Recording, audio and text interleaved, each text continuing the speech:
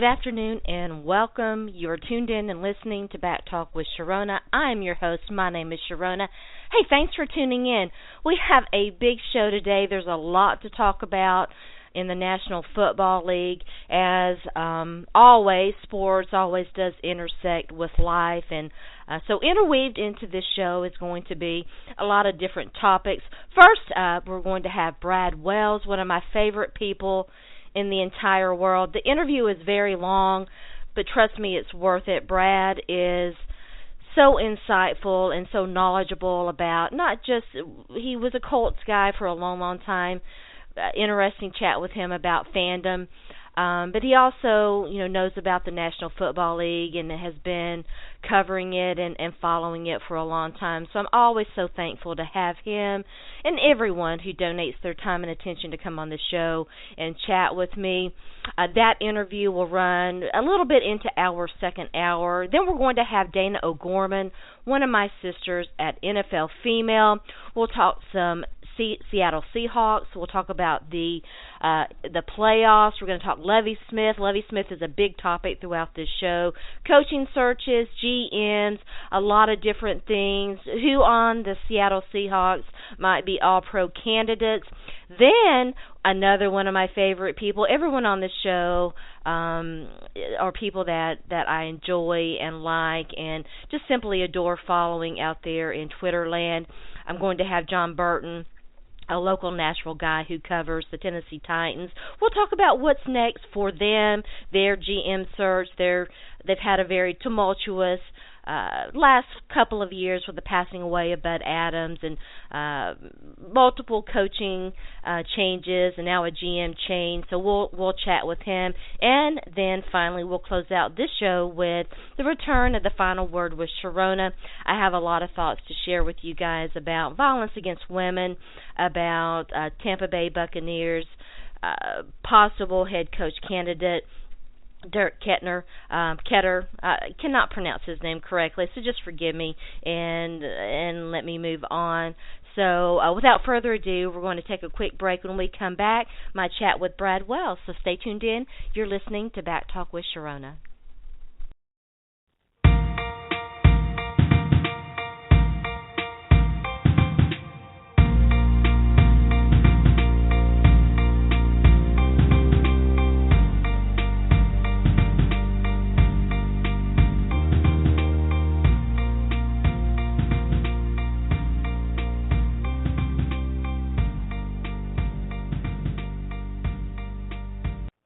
All right, welcome back. As promised, I'm joined now by Brad Wells. I'm so happy to finally catch up with Brad. I was hoping to get him on the show before the end of the year. It just didn't work out that way. But as it turns out, we've got so little to talk about, Brad.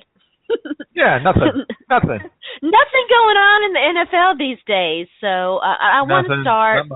I know it's really, really crazy. We're going to talk about the craziness that has been the Colts off season. But kind of the big news, I suppose, of the week has been the very weird timing and oddity of Lovie Smith's firing. Yeah. So we're going to talk about that first, and then we're going to talk some playoffs, and we'll talk about some other things, AFC South and some other things. And I also want to ask Brad about it's weird to me. There are a lot of GM openings these days, and the Titans today just interviewed Ted Sundquist, a name that you don't hear come up very often. Yeah, Ted Sundquist? I mean, he hasn't been a GM in years. 2008 was the last time, but I like the guy, and I'm not opposed to it, but it is odd. It is odd. So let's start with Lovie Smith. That went down. We're recording this on Thursday evening. That Brad and I were going to sit down and chat last night. It didn't happen. So I had to do a fantasy playoff draft. And as soon as we got done and I got set down, I was drinking some wine, some adult beverages while we were doing our draft. And I got sat down. I was sipping the rest of my wine, and it came across my timeline that the Buccaneers. And it just how it came out, the Buccaneers just announced it. out of the blue, an announcement that they had terminated their relationship with Lovie Smith after only 2 seasons in Tampa Bay. There's not much sense to be made here, but help us try to make some sense of this. I don't know how I can make sense of something that makes no sense. The only, what I guess the conventional wisdom is that Dirk Cutter, the offensive coordinator there in Tampa Bay, who did a very good job this year working with a rookie quarterback in Jameis Winston. A lot of people felt, they seemed to think that he was going to go become the head coach of the Miami Dolphins. Yes. Miami Dolphins, it's not their general manager, but basically the guy running their front office is Tannenbaum. And Tannenbaum used to be the general manager of the New York Jets. He also used to be a player agent and a coaching agent, and he used to be Dirk Cutter's agent. So the NFL does love its incestuous relationships. Oh, it's a league of relationships, relationship business. I love that term. It's a buzzword for, glad handing and backslapping and all that. So that's what happened there, and I guess Tampa Bay kind of freaked, and they're like, well, we can't lose Cutter. If we have to choose between Lovie Smith and Dirk Cutter, we want to do Dirk Cutter. So they called Lovie Smith, and they wanted to arrange a meeting, and Lovie Smith's not dumb. He knows, well, what meeting do you arrange? And apparently the firing took place over the phone. Yes, he's been through this rodeo before. I feel, in a way, I feel badly for him. In a way, I don't. It does seem like the offensive coordinator kind of has the insight. There are some people suggesting that maybe there might have been some maneuvering behind the scenes with him, which shouldn't surprise anybody.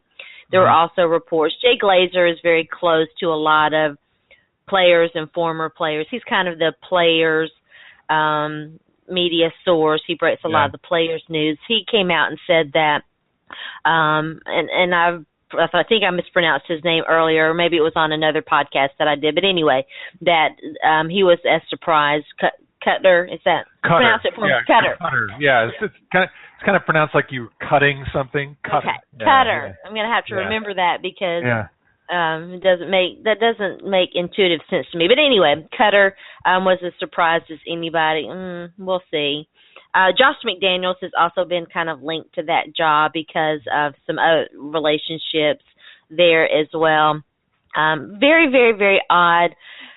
Fair or unfair, definitely Lovie Smith's defense has been under fire, and the defensive performance has not been up to standard. I think everybody could agree with that. Yeah, I would also say, who do they have on defense? Lovie Smith is rebuilding a roster that was completely flushed down the toilet by Greg Schiano. Yes. And you're giving him 2 years. This is his first year with Dirk Cutter. He had Telford, I should say, the coach from Cal last year, but he didn't last very long. He was sick. He was sick. Yeah, he was sick, and he's actually now the head coach of the BC Lions of the CFL, Vancouver, where I reside. So it's I don't know. Lovie Smith did not deserve to be fired. I think if you look at it, even with the defense is still young, and the defense improved, and the Buccaneers improved. They were not a bad team this past year. They went 6-10 this year, 2-14 this first year, but they just drafted their franchise quarterback in Jameis Winston, and they did show improvement. Significant, and I think the thing about the Buccaneers is that they showed improvement throughout the year. They weren't good in the beginning of the year. They got pretty good in the middle of the year, and they were a tough out at the end of the year. And for a young team that, let's just be honest, they're not spending a lot of money on key players that are contributing there, and that's on the general manager. Yeah, I think I think at the end of the day, no, Lovie Smith did not deserve to be fired. His players very much liked playing for him. Yes. The owners liked him. He was a connection to the old Bucks of back in the day. And I think more importantly, Jameis Winston was really big on him. And so, we're seeing this now with both Winston and with Marcus Mariota in Tennessee. The coaches that effectively drafted them are fired their rookie years, and now they have to basically start all over Tennessee, again. The GM too. Yeah, and the GM as well in Tennessee, and the GM in Tampa Bay is under fire as well. It seems. I did not watch his press conference. A lot of people who did, and a lot of Bucs people who did, said that they felt like, and I'm getting all of this from social media, that they felt like Jason Licht is his name. Like, I'm not sure how to pronounce his name, but anyway, that he did not look like this was a decision that he was all that happy with. So it may have come down from the Glazers. Maybe, but the Glazers reportedly liked Lovie Smith. I mean, you really don't know who to believe. At the end of the day, this was handled very poorly, and it's just incredibly cynical because Dirk Cutter is white and Josh McDaniels is white. They just fired a black head coach. What are they going to do? Hire Cutter? They've got to at least go through the Rooney Rule, so they're going to have to interview one minority coach. It's just a cycle of cynicism and stupidity that has really sort of, infested the Tampa Bay Buccaneers pretty much since they fired Tony Dungy. I know that they had that nice Super Bowl run with John Gruden, but John Gruden won with Tony Dungy's team. He did, absolutely. Yeah, I completely and then after that, the Buccaneers have just been crap.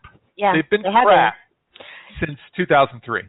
Since you brought it up, and I was talking about this today, I did some radio earlier on today.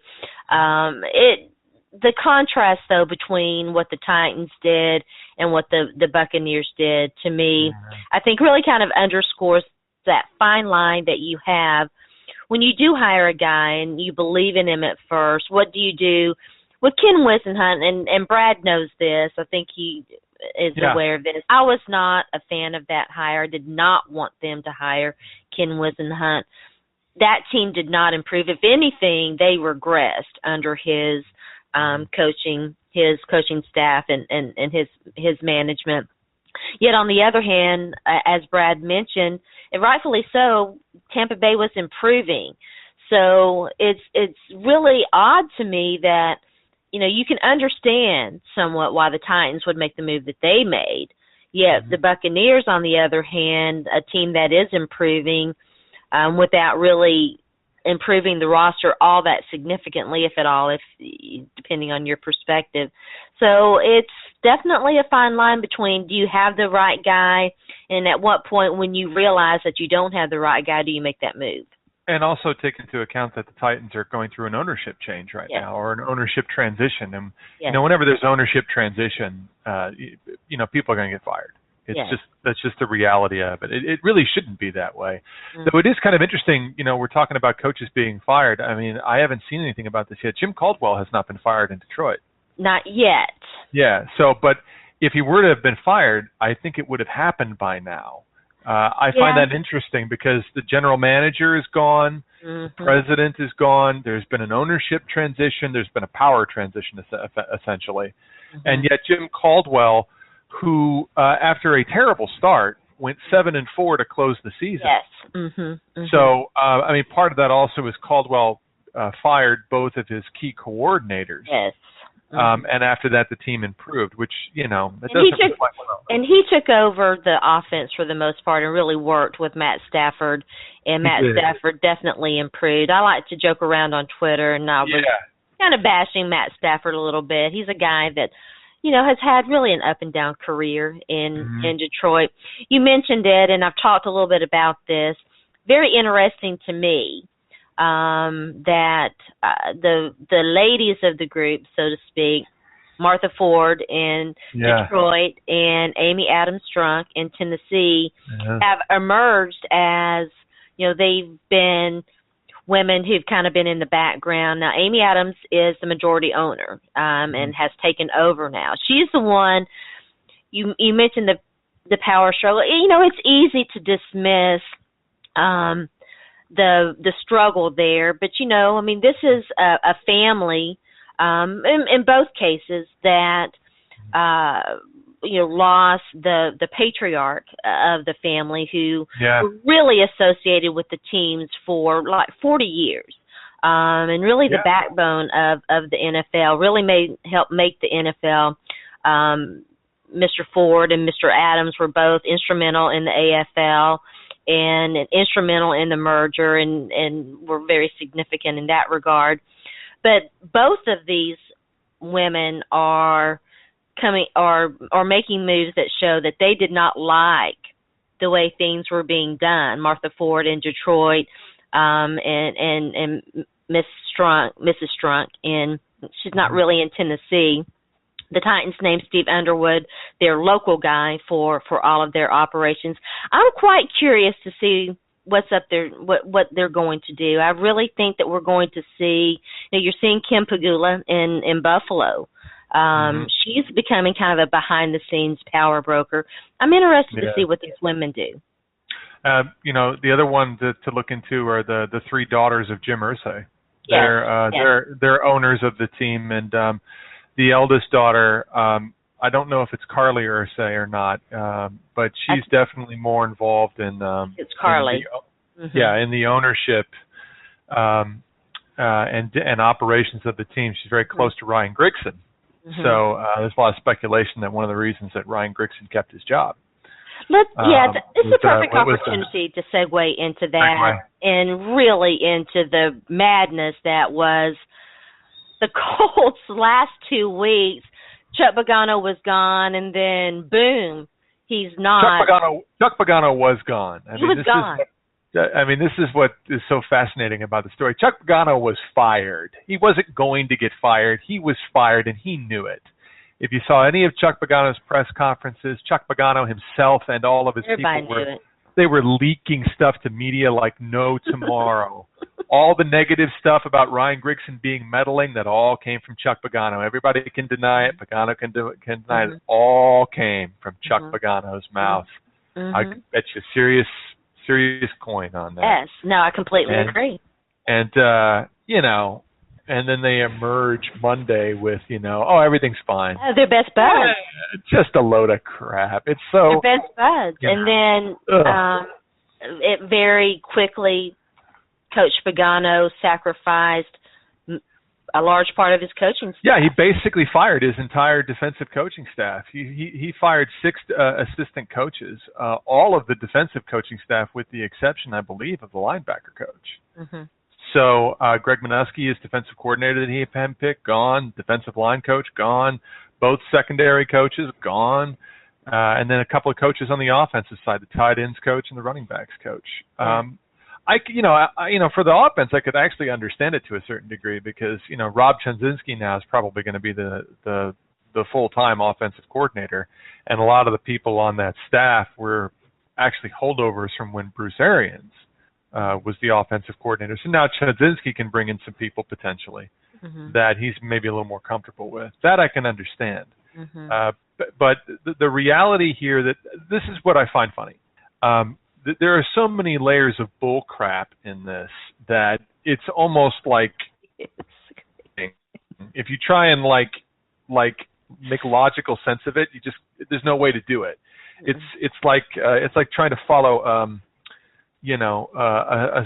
certain presidential campaign right now. If you like see all of the crap that hits you, it's like that. Jim Irsay wanted to keep Pagano and Grigson because of continuity, he said. And then Pagano goes and fires 6 coaches. Well, where's the continuity? It's almost as if you kind of should go with a whole new coaching staff. If you're gonna fire pretty much everybody on defense, why'd you keep Pagano? Because that's the only thing he knows how to do. There's so many things about this that are bad, and you have to wonder if one of the conditions of him keeping his job is, okay, you got to fire the defensive coaches. So that doesn't speak very well of Chuck Pagano, the leader. Really does not. Or Chuck Pagano, the guy who this or that fights for his team, fights for his coaches. This is all just a load of bull. And Chuck Pagano and Ryan Grigson still clearly do not like each other. But they both realize that when they're let go, they're probably not going to get other gigs. Ryan Grigson's not going to become a general manager again because he's not respected in the league at all by anybody. And it's really kind of amazing that Jim Irsay extended him as well. Mm-hmm. And the conventional wisdom about that is that all of these really crappy moves aren't really Ryan Grigson. What this signifies that these moves were actually Jim Irsay, and Ryan Grigson is basically just his boy. It certainly reeks of Jim Irsay, doesn't it? It really does. And people forget Jim Irsay was at one point the general manager of the Colts back when he was 25 years old, and his father was the owner of the team. And Jim Irsay, as a general manager, was a moron. He stunk. He stunk. And I think the reality that Colt fans should wrap their minds around now is that Jim Irsay is in charge of the front office. He's in charge of the draft. He's in charge of the free agent signings, and he really hasn't gotten any better since when he was running the team back in the late 80s and early 90s. The difference now from back then is now his quarterback's Andrew Luck. Back then his quarterback was Jeff George. Big significant difference. So, I mean, that's really what it's about. The Colts are a complete mess, and it's part of it's very entertaining to watch. It's very entertaining to watch this train wreck. They say the NFL is the best soap opera in the world. Drama, drama, drama. Speaking of Andrew Luck, obviously the injuries were a big issue this year, but even before the injuries, he did not look the same. There seemed to be. Tell us what you think about that. What was wrong with Andrew Luck? What's been wrong with Andrew Luck this year? Well, I mean, Andrew Luck was hurt all year. He had injuries that the Colts didn't disclose. He had a rib injury that they tried to hide, and they got caught for it. I don't think the NFL is going to do anything about it. I kind of equate that to a little bit of cheating. It's definitely cheating. The Titans got away with it, too. I mean, all teams do it, but it's still, come on. The guy's got broken ribs or injured ribs. We can all see it. We can all see that he's not throwing the football accurately. He's in pain. They trotted him out there to beat Denver because Chuck Pagano was going to get fired. We all knew this. He was going to get fired if they lost that Denver game. They were going to fire him over the bye week. They beat Denver. And I think at the end of the day, as long as the Colts beat Peyton Manning in Denver, Jim Irsay's fine. I mean, this is the kind of petty nonsense that Jim Irsay kind of engages in now. He even insulted Bill Polian at the press conference. I mean, it was like, Ryan Grigson surpassed Bill Polian his first years. I mean, quite literally everybody in no one with any brain. No one. It's ridiculous. It's ridiculous. It's crazy. So with Andrew, there's a lot of reasons why. I mean, you have to, there's obviously dysfunction going on behind the scenes. Yeah. So that's going to affect any quarterback. Whenever things are dysfunctional behind the scenes, when the coach is a lame duck, when the coach and the offensive coordinator don't care for each other, when the coach and the general manager are barely on speaking terms and are openly hostile to one another, it's going to affect the performance on the field. It is. To say nothing of the fact that the Colt offensive line is crap. Yes. Total garbage. It knocked 3 quarterbacks out this year. At the end of the season, the Colts were playing 2 guys they had signed off of the street 2 days before. This is an offensive line handpicked by Jim Irsay and Ryan Grigson, and it's awful. Yes. If I'm Andrew Luck and I'm his agent, I want no part of this franchise when I become a free agent, and I make it clear to them that, hey, I'm not playing for you guys, so you can franchise me all you want and kill your cap. You're going to eventually have to let me go because you just don't know what you're doing. When does that happen again? I don't think Andrew's going to do that. I don't think that's in Andrew's deal. He was drafted in 2012, right? So this upcoming off season, right now, we're in the off season. They picked up his option, right? They picked up his option, but they obviously don't want him to enter next year without a contract. So they're going to try and sign him to. He'll be signed to the biggest contract in NFL history. He'll be paid more money than God. And, rightly so, because as we saw this year, I know a lot of people were like, well, the Colts won 8 games and, yada, yada, yada. Watch the Colts play. They stink. They stink. The AFC South stinks. It does. Oh, my gosh. And the teams of the Colts consistently have an easy schedule. They played Atlanta this year, who were pushovers. The 2 teams that really kick the snot out of them, they're pretty good, are Pittsburgh, New England beat them up pretty badly. The Saints beat them up pretty badly. And then Jacksonville. They're not even a good team. Yeah, they're not even a good team. And then Jacksonville later in the year beat them up pretty badly. So a lot of teams just, blow the Colts out. Chuck Pagano's a pretty clueless coach.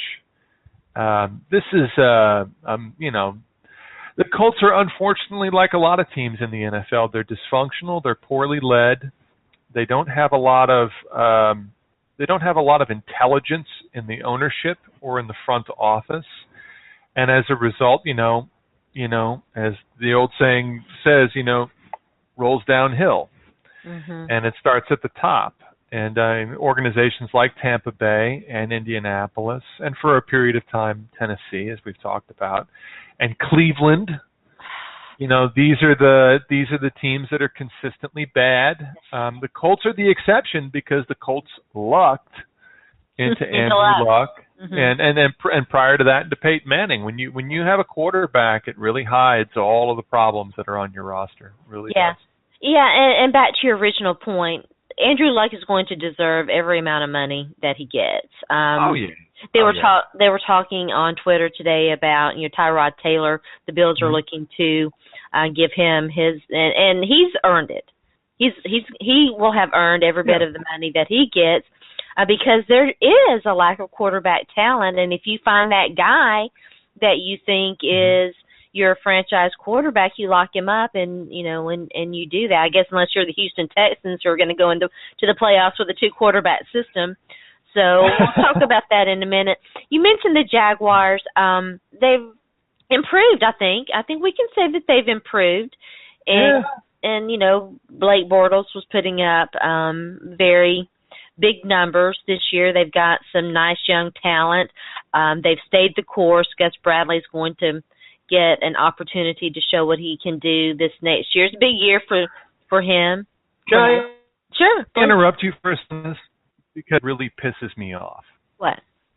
I have no idea how this guy's got a job. Unlike Chuck Pagano, right? So at the very least, on a superficial level, you can say, well, Chuck Pagano's won some games and he's won some playoff games. He doesn't know anything about offense. Like, he's really clueless about it. And he's a defensive coach. The Colts win with offense, and their defense has stunk. Their defense has stunk pretty much since 2006. Yes. Right? So, I'm like, all right, fine. On a superficial level, I can at least see that. They've made the playoffs, and Mm-hmm. How?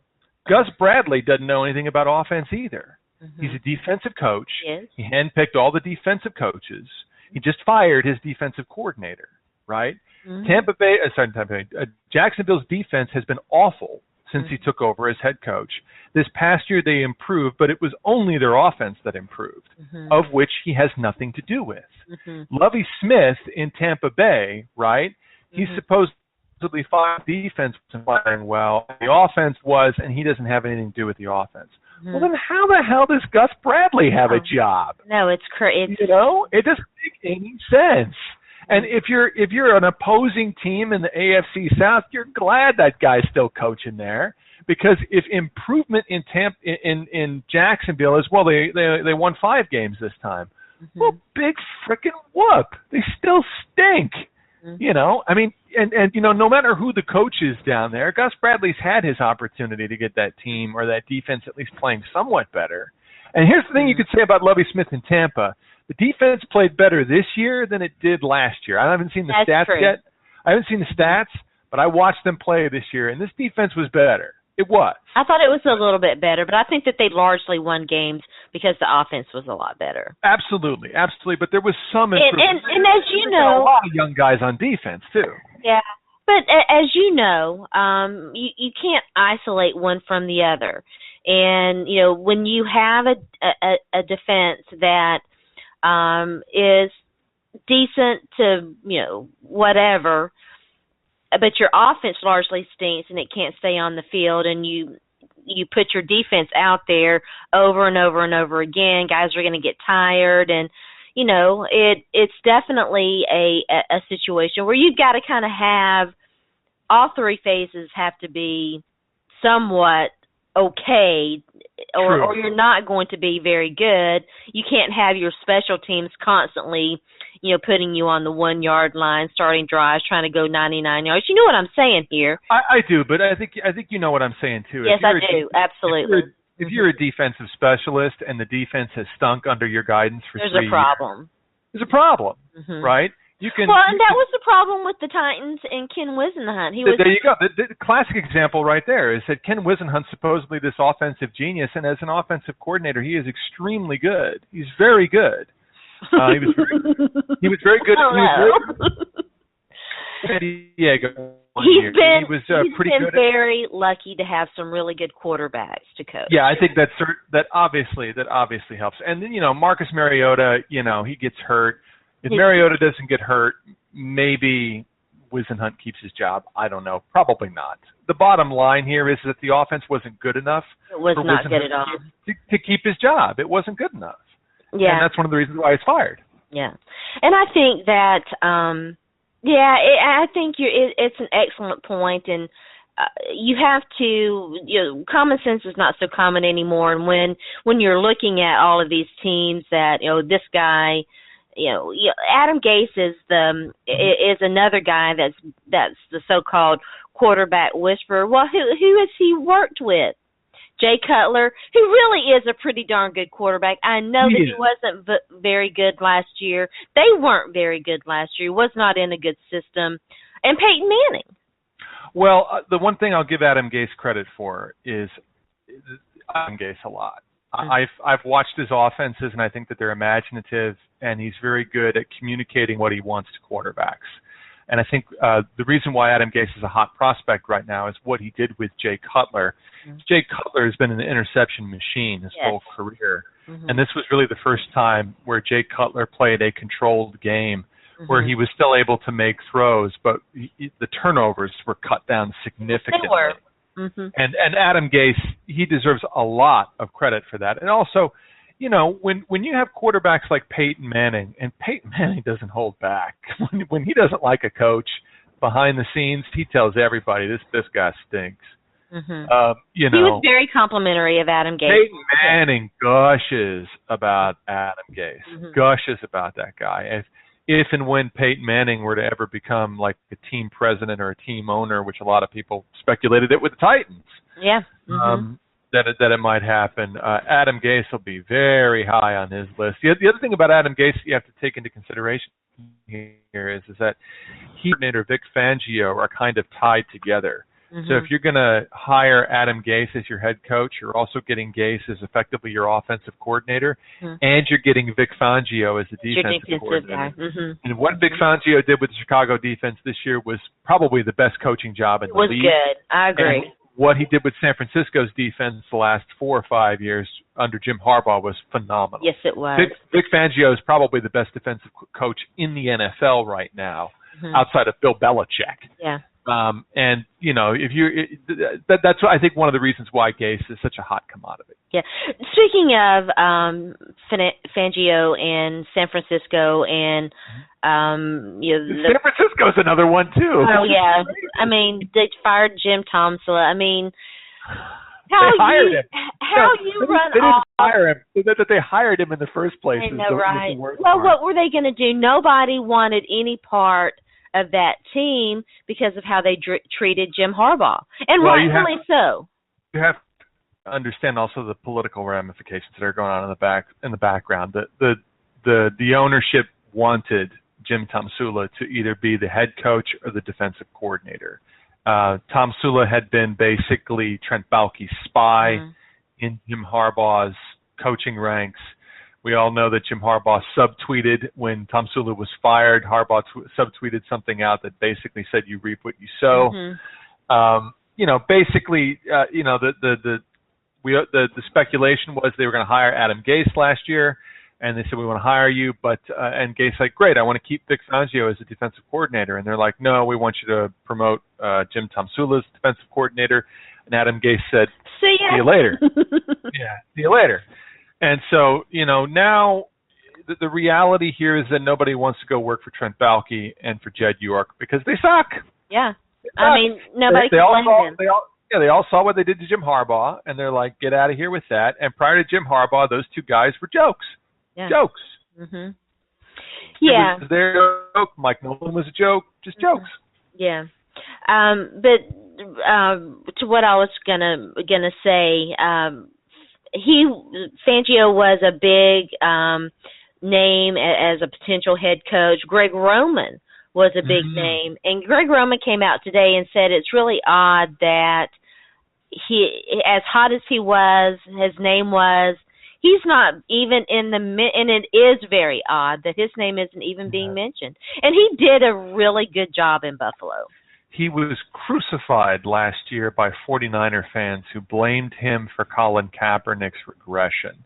And then we see Colin Kaepernick regress even further this year. Greg Roman goes to Buffalo and does some very, very good work. Hey, maybe Greg Roman wasn't the problem. Maybe Greg Roman was not the problem. maybe it was the quarterback who still can't read a defense, and maybe it was, and that's a very general term, by the way. By read a defense, I mean, you got to be able to drop back, scan the defense, and go through your progressions. Colin Kaepernick still hasn't figured out that. Yeah. Part of that is coaching. But part of it also is at this point in your career, you shouldn't need to be coached on how to do that. You should know how to do it. Yeah. So there's that. Yeah. He's in his fourth year, something like that. It's okay. Well, I couldn't remember. It's pretty odd. And I want to talk about Alex Smith. Alex Smith is like. Hey, look, the Chiefs are the hottest. The Chiefs are the hottest AFC team heading into the playoffs. We're going to talk playoffs in a minute, but before we get there, I want to ask Brad. I know the Colts have a lot of needs. Do you have an off-season wish list? I don't. I mean, I'm kind of beyond that point with them. You can't have a wish list when you know that the people in charge of the front office are morons. Yeah. I understand. I completely understand. You just like, okay, well, we need. Number one, I'm not really a fan of the team anymore. I've kind of stopped being a fan of the team. I'm more of a, sort of a fan of the league now. That's where I am too. I think Brad knows that. Mm-hmm. Yeah, I think you kind of look at it now. You kind of look at the league now, and you try to enjoy the league as best you can, because the league can sometimes depress the hell out of you. It really can. It's been, in addition to a lot of some of the things that we've been alluding to, and some of the off the field stuff that we're just not going to get into. For me, the last couple of years, and I'm kind of where Brad is with the Titans. They say hope springs eternal. Amy Adams' trunk is wooing me very hard right now, and she's kind of pulling me back in. I'm very interested to see what she does with the Tennessee Titans. But beyond that, the injuries the past couple of seasons have really taken their toll on me. And when you know what the game does to these guys, beyond their playing career, it does. You're like, how can I support this brutal, brutal sport that makes these guys vegetables toward the end of their very shortened natural life? Well, is it even a natural lifespan? You can't even call it that. No, you really can't. It becomes harder and harder every year, to be honest with you, for me to like really enjoy. Have you seen Concussion yet? No, but I mean, I've seen League of Denial and I've read the book. Yeah. So I mean, the source material. I've read a lot about it. I find it, that once I started getting into that stuff, and then talking to people who had initially reported it, and talking to other people around the NFL media circles who cover it and cover players, and then talking to some players myself, it really changes your perspective. It does. It really does. You really stop becoming a fan of the game, and you start really watching the NFL more, not as an entertainment sport or sport. You're more watching it as if it is a business or or like an entity that's sort of engulfing stuff.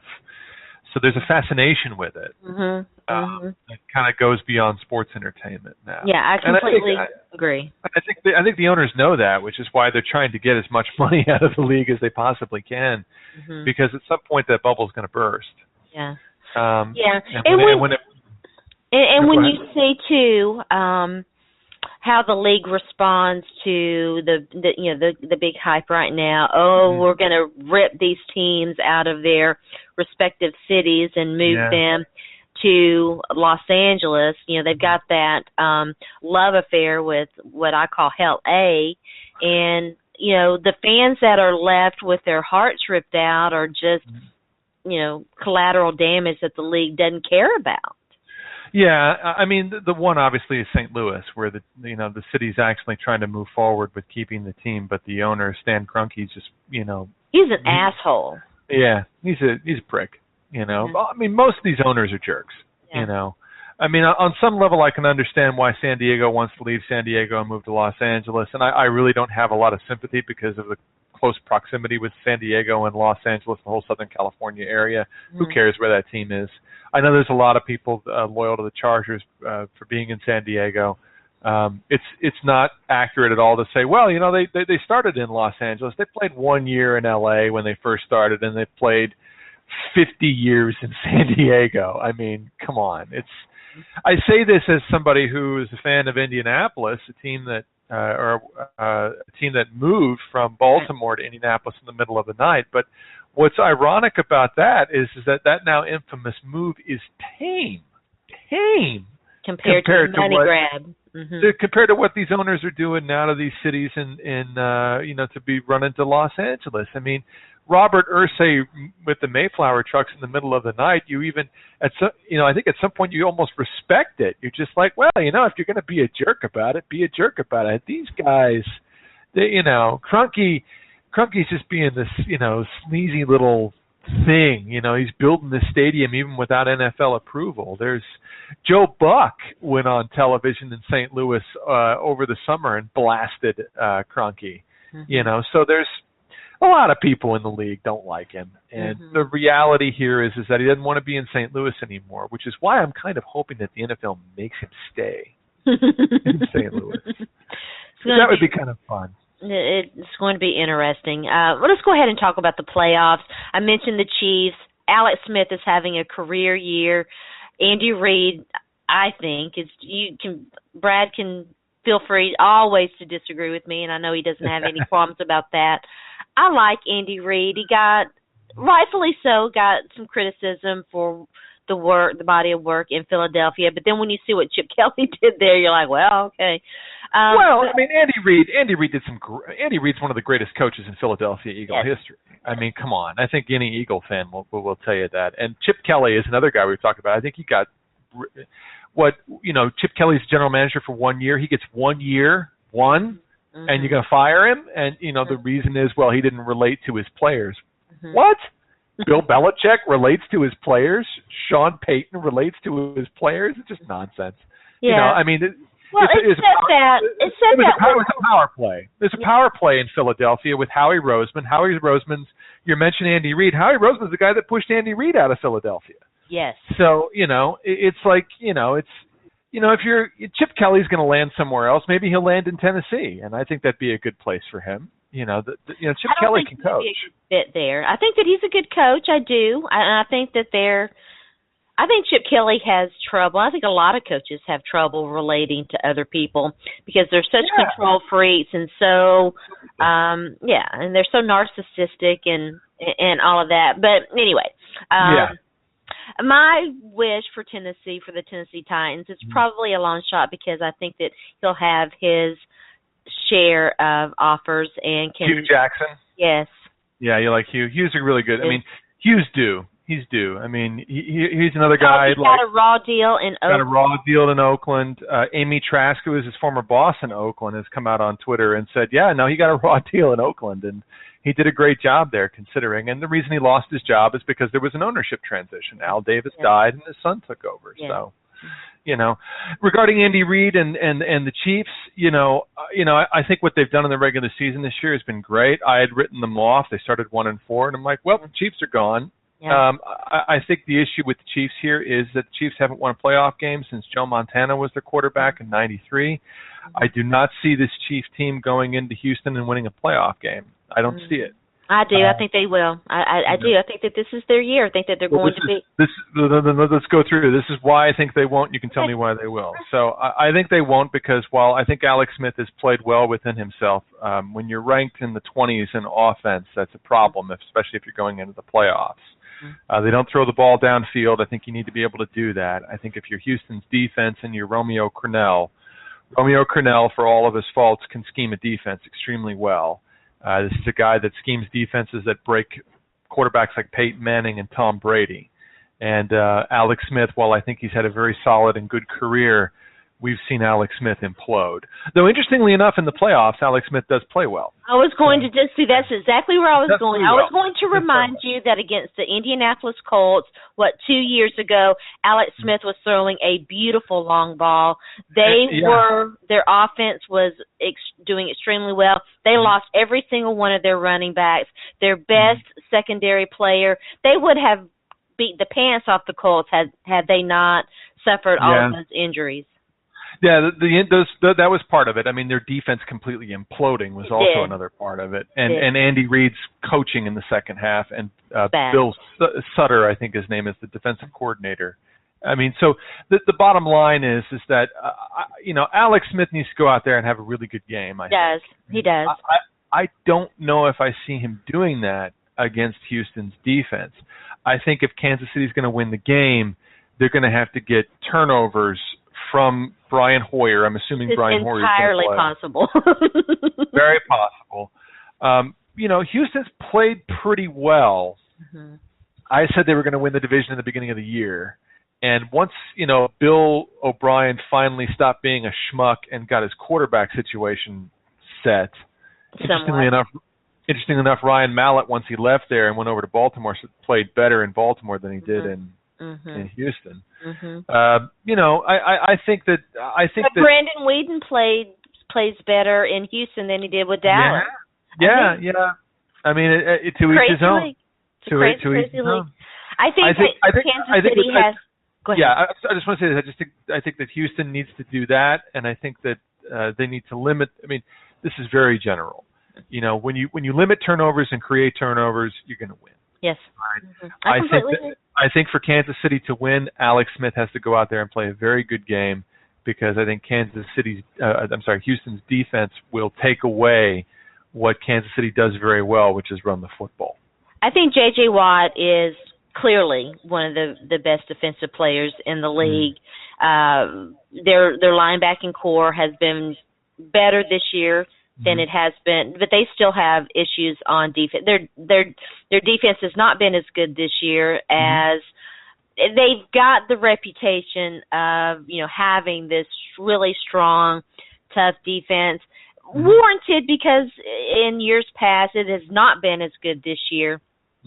I agree. I think that Alex Smith, I don't want to say he has to win the game. He can't lose the game for them. I'll agree with that.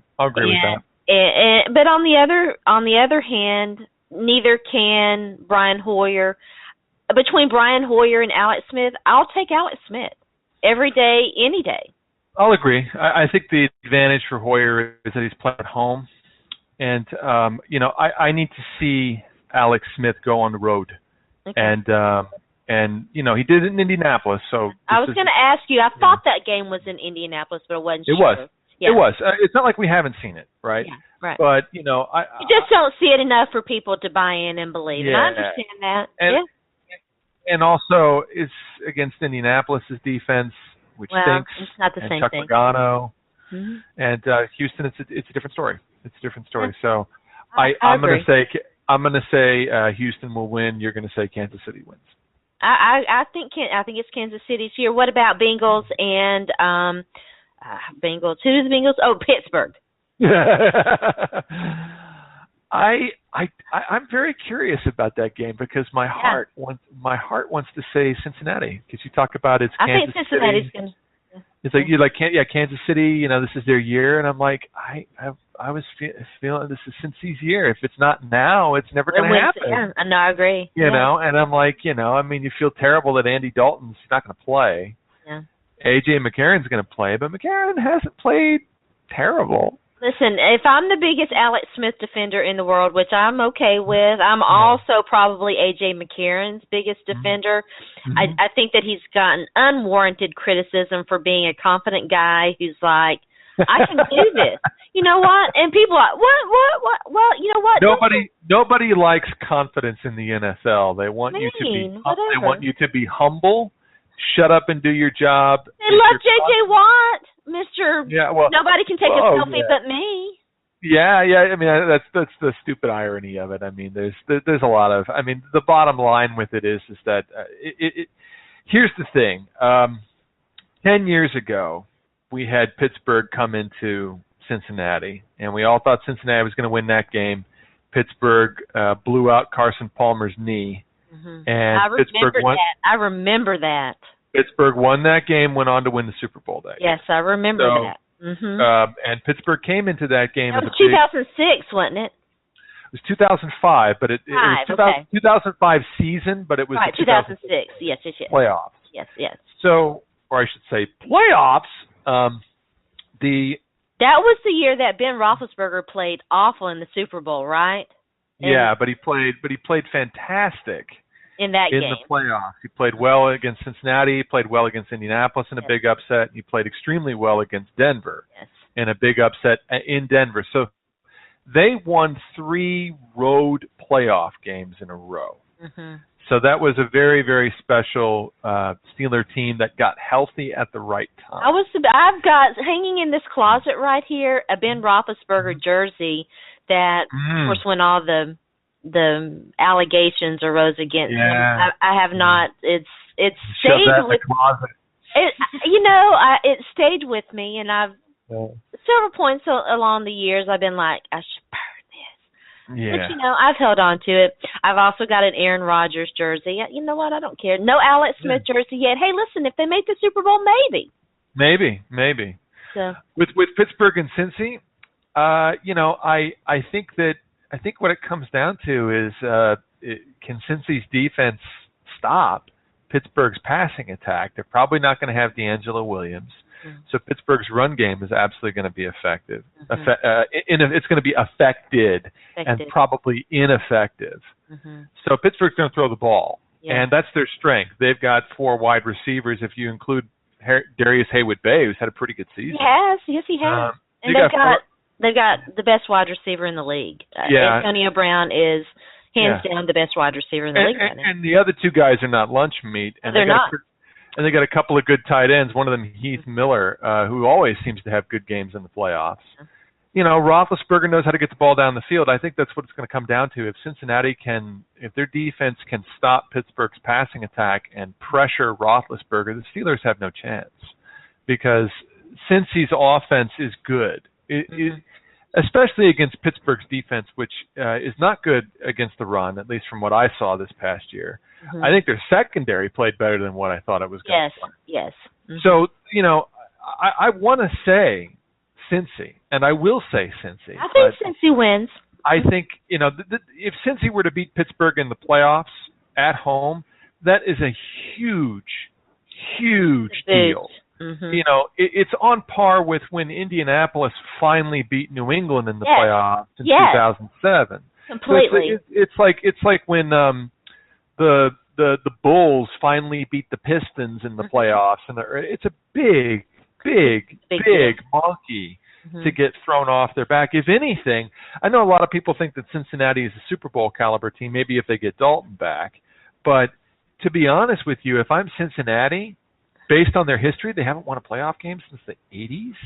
This is their Super Bowl. This is it. They haven't, with Marvin Lewis, they haven't won a playoff game since he took over in 2004. Which is pretty incredible. So it's just like, that's 2003 or 2004. I forgot. I think it's 2003.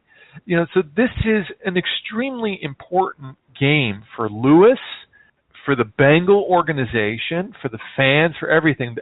I think that if they're going to beat Pittsburgh, they need to blow them away, blow them out, and make a statement. Because if Pittsburgh kind of hangs around in the game, that's a big problem. So I'll say Cincinnati, but I'm really not confident about that pick. I think it would be very cool to have Cincinnati and Kansas City get that monkey off their back and face each other in that next round. I think it would be so awesome. On the other side of the equation, we've got Green Bay and Washington. I think Washington's going to beat Green Bay. Green Bay's just not a very good football team this year. Amazing, right? That, Washington, who's been kind of bad all year, and Green Bay, didn't they start 5-0? Now Green Bay, everyone's picking Washington. Kirk Cousins, beating Mike McCarthy and, all that. He's done a pretty good job. Kirk Cousins has played really – their defense is very underrated. I've said that several times today. It is. I agree with that. And Cousins, Cousins is hot and cold. He's done what they've needed him to do for the most part in that system, and that's important. Agreed. And they won the division. So, I mean, it's like, they're in the playoffs. Not much, but okay. Well, I mean, at the end of the day, they're in there in the division with Kirk Cousins. The Giants had Eli Manning, and they're not there. Everyone thought Sam Bradford in Philadelphia was going to be great, and that didn't work out, though Bradford played well in the second half of the season. And, I mean, at the end of the day, Washington is the team there. We didn't even get a chance to talk about the madness that was the Giants and Tom Coughlin and them keeping Jerry. We're not going to go there. I want to talk about the other game real quick. And so I want to say that I think Green Bay is going to win the game. That's just my call. Okay. You say Washington. I'm going to say Green Bay. I'm not going to discount Aaron Rodgers in a game like that. I think he'll be the reason they win the game. Okay. Even though he has played very poorly the last. He really has. Yeah. He has. It's very much an offense in progress. The offensive line has been an issue for way too long. They've got some point they've got to address it. Aaron Rodgers can't continue to take the hits that he's taking. But the game of the weekend, to me, the one that fascinates me is Seahawks-Vikings. Brad knows this. I really wanted the Titans to hire Mike Zimmer. They did not. They respectfully declined. I wanted the Colts to hire him back in 2012. I'm a huge Mike Zimmer fan. I am too. I think that these two teams are so similar. They their offenses are very similar. Teddy Bridgewater is not yet even remotely on the same par as Russell Wilson. But when you look at what they do, Beast Mode's going to be back, but when Marshawn Lynch was out, and of course Thomas Rawls was injured, and then, they've got Christian Michael was gone, now he's back. And anyway, Russell Wilson was really able to cook and has really put up some fantastic numbers. But you saw the same thing with the Vikings and their offense when they did not rely. And Adrian Peterson is a fantastic running back. But when they let Teddy Bridgewater be Teddy Bridgewater, he can cook pretty good as well. So I'm kind of curious. And they both have good defenses. I'm curious to see this game. I think it's a bad matchup for the Vikings. That's why I'm going to say Seattle, because from a matchup standpoint, Seattle I think has too many advantages. Yeah, I think they're a little better team. Russell Wilson has been a limited quarterback much of his career. And it was this year, it was after the tight end went down, the kid that they traded for. Yeah, Jimmy Graham. I think he held their offense back. He went down, and then Russell Wilson just went on a complete tear. I mean, quarterbacks can turn corners. We're so used to seeing guys like Luck and guys like Manning and guys like Brady to a certain extent. They're just good right out of the gate, pretty much. We're so used to seeing that. With guys like Cam Newton, with guys like Russell Wilson, a lot of these guys like Aaron Rodgers, sometimes it takes 4 or 5 years for them to turn that corner. And Russell Wilson this year, absolutely, especially the second half of the season, because Russell Wilson was garbage for the first 8 games of the season. Any talk of Russell Wilson for MVP? It was a slow start. Any talk of Russell Wilson for MVP was ridiculous, because the MVP is for 16 games, not 8 or 5. Yes. It was a very slow start for him. And I had Russell Wilson in fantasy, so I should know it. I started 0-4 because he was my quarterback. Yeah, he stunk. He stunk the first 8 games of the season. And then the 8 games after that, Jimmy Graham goes down, and Russell Wilson turns into Superman. Russell Wilson, for the last 6 points, probably the best quarterback in football. Yeah. So, and he's very hot coming into this game. I think the Seahawks have no fear of the Vikings because they beat them earlier this year. The Vikings, I think what has to happen is that Bridgewater has to go out there and beat Teddy Bridgewater and just completely confound the Seattle defense and their secondary. And if he's able to do that, Seattle will be punched in the mouth, and they'll have a hard time responding. I think the other thing the Vikings have to do is they just have to look at the tape of what the Rams did to the Seahawks, which is easier said than done because the Rams have had a fantastic front. Best defensive line in football. Yeah, best defensive line in football, and their linebackers are great. Their front seven's the best in football. Yes. And they physically obliterated the Seahawks in both games this past year. That's easier said than done. The reality, though, is Seattle's offensive line isn't very good. And when you get into Russell Wilson's face, he's not going to do anything the whole game. He'll become a turtle in his shell, like most quarterbacks. So I think it's really, really important. I think Zimmer knows this, that you have to get people in Russell Wilson's face and hit him, and then hit him early, hit him often, and hit him hard. And that will give Minnesota a chance. But I think Seattle will win the game.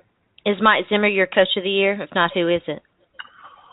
Well, that's a really good question. Zimmer, he's got to be up there. He's had a fantastic season.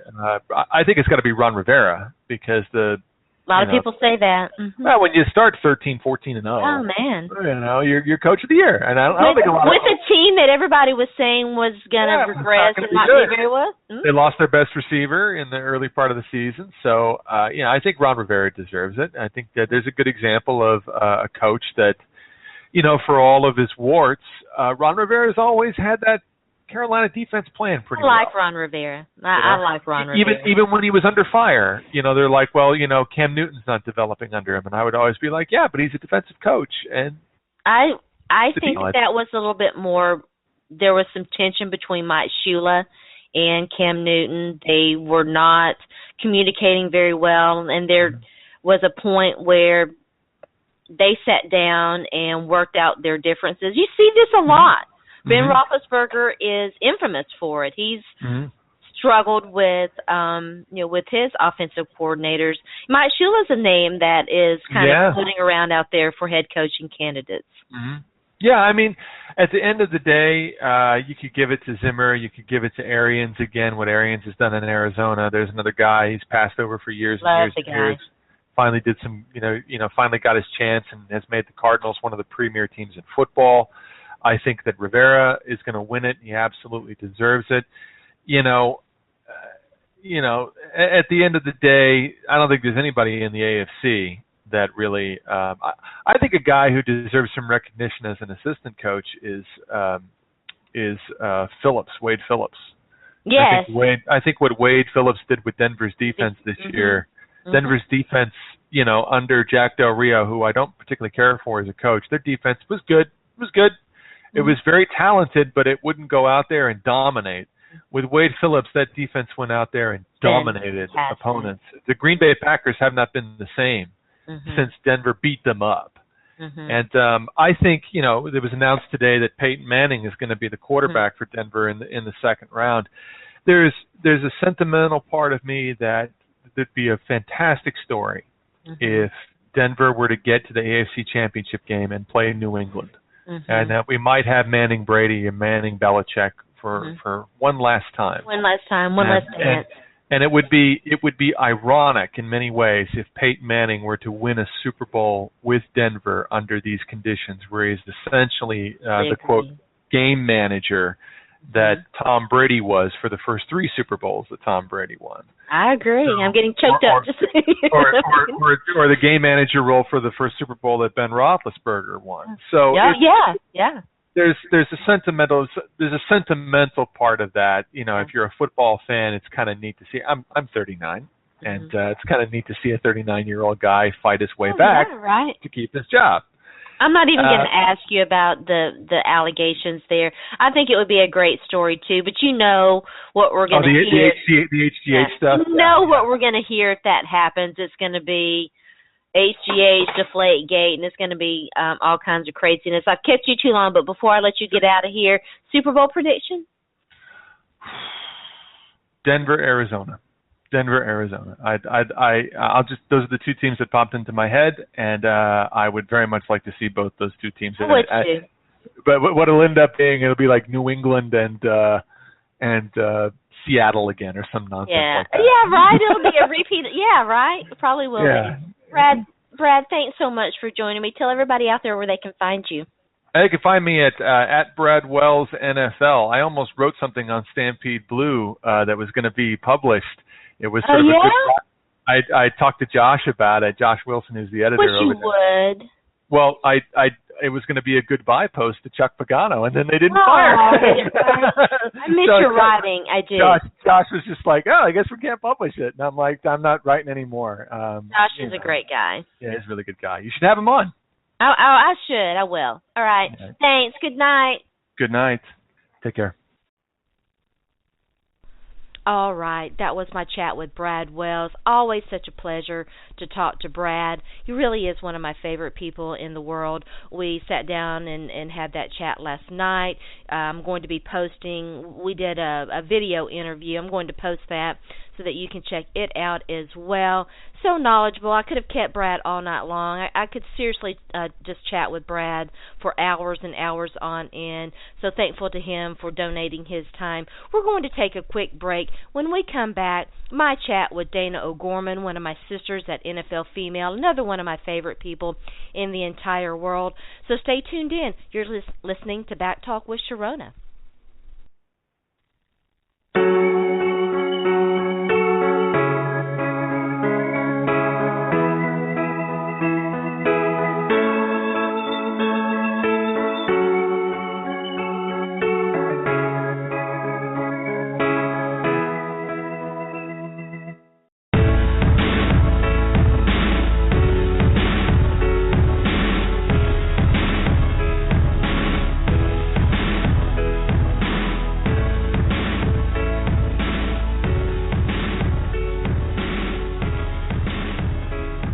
All right, welcome back. As promised, I'm joined now by Dayna O'Gorman, one of my sisters at NFL Female, the host of our Wednesday night podcast. It's a pleasure and an honor to be in NFL Female with Dayna. She's a wonderful person and a great Seahawks fan and follow on Twitter.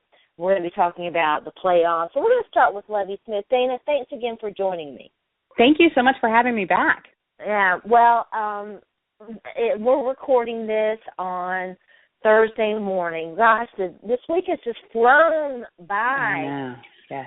But the big news last night, since we got through with our respective shows, I do a Wednesday night show with Zach Law. We did a live fantasy football draft. That was fun.